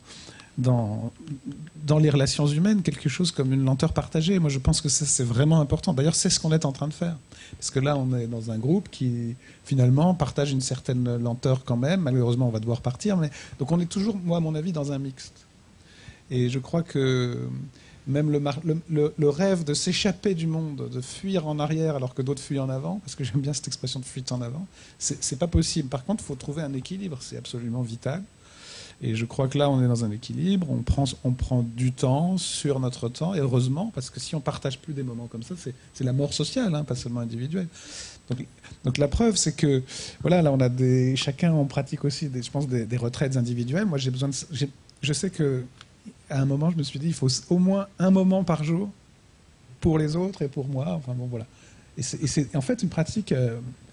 C'est une discipline quotidienne, comme Pierre Hadot parlait d'exercices spirituels. Je pense que des exercices précisément au quotidien, c'est extrêmement important. Donc c'est pas seulement changer son mode de vie une fois pour toutes, mais tous les jours, un peu.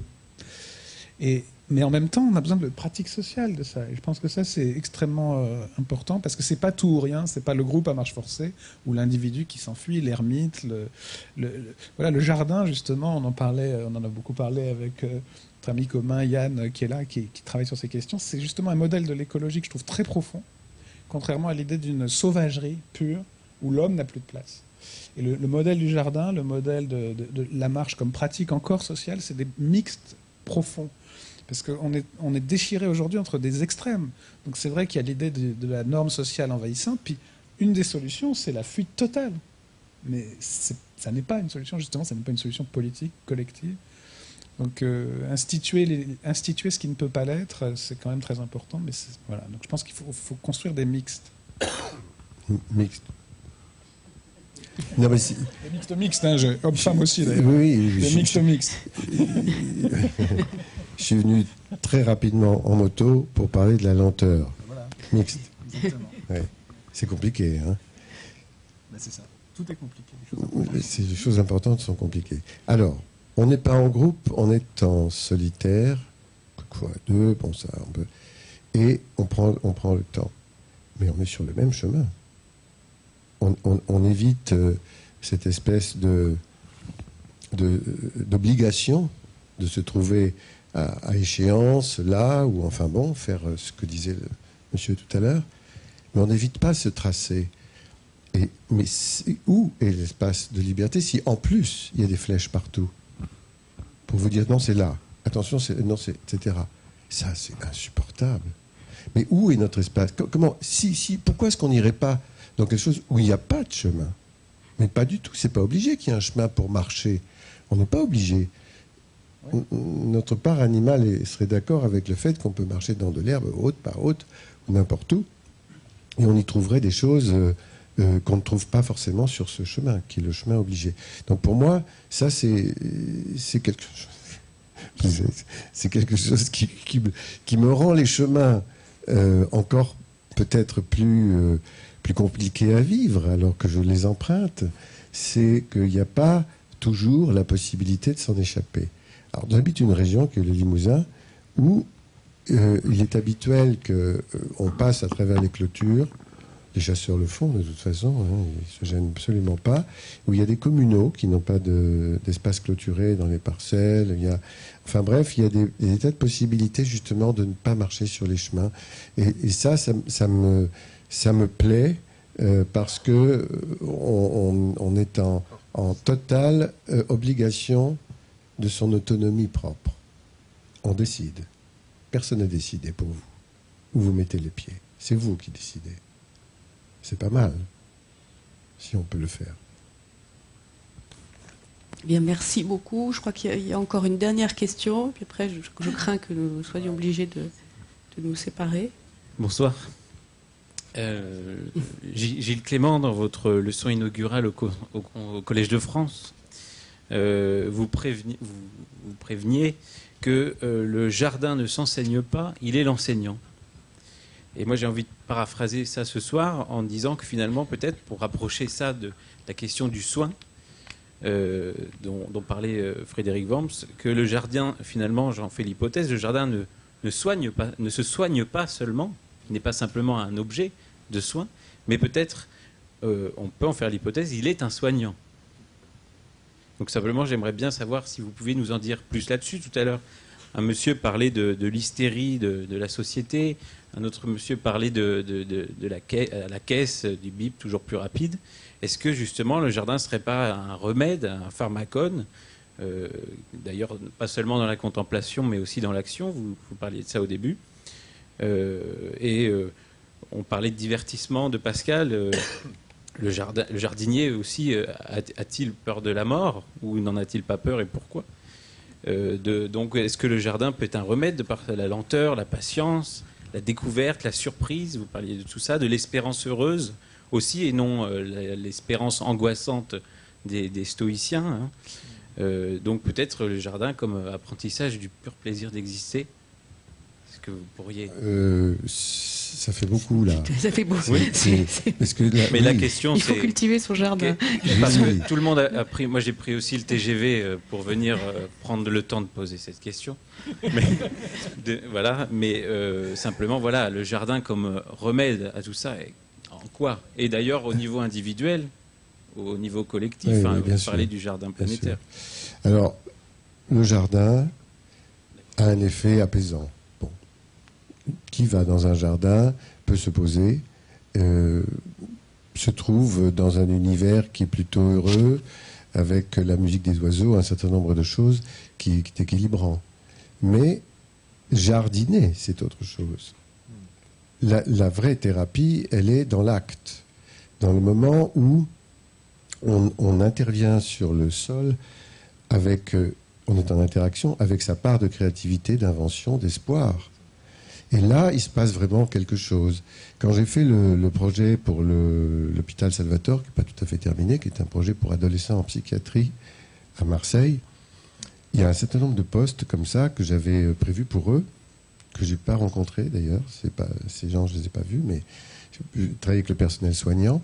Et le personnel soignant, il y avait donc un endroit où ils ont la liberté de faire des cabanes à fugues, ça c'était la possibilité de s'échapper, un endroit où ils peuvent aller faire plutôt des observations naturalistes dans ce jardin parce qu'il y a de l'eau, enfin il y en aura, c'est pas encore mis en place, un endroit où ils peuvent carrément jouer parce que c'est s'y prête, et enfin un potager. Et dans le potager, ils sont les jardiniers. Et les soignants m'ont dit, ça, cet espace-là, il faut l'agrandir. Ils sont au courant. Ils savent que c'est ça qui a la vertu la plus thérapeutique. Alors ici, il y a 2 Yann, et il y en a, je crois que c'est toi, voilà. Yann Monel qui travaille aussi avec des groupes et qui pourrait peut-être dire quelque chose sur l'aspect thérapeutique. Mais on ne doute pas, dans ce qui a été dit ce soir, que la question de la lenteur renvoie à toutes sortes d'activités qui demandent ce temps-là. Marcher, ça demande cette disposition-là, et que ça nous remet dans une position tout à fait d'équilibre intérieur. Et là, il y a une thérapie forcée, même si on ne le dit pas. Mais pour les jardins, ça s'est tellement avéré que maintenant, il y a une femme, alors j'oublie son nom, je suis très triste parce que c'est quelqu'un qui a fait un travail remarquable et qui a écrit un livre sur ça. Elle a fait des jardins pour des prisonniers, pour des malades, etc., et des handicapés. Donc c'est tout à fait sérieux. Et voilà, donc cette valeur est très très forte.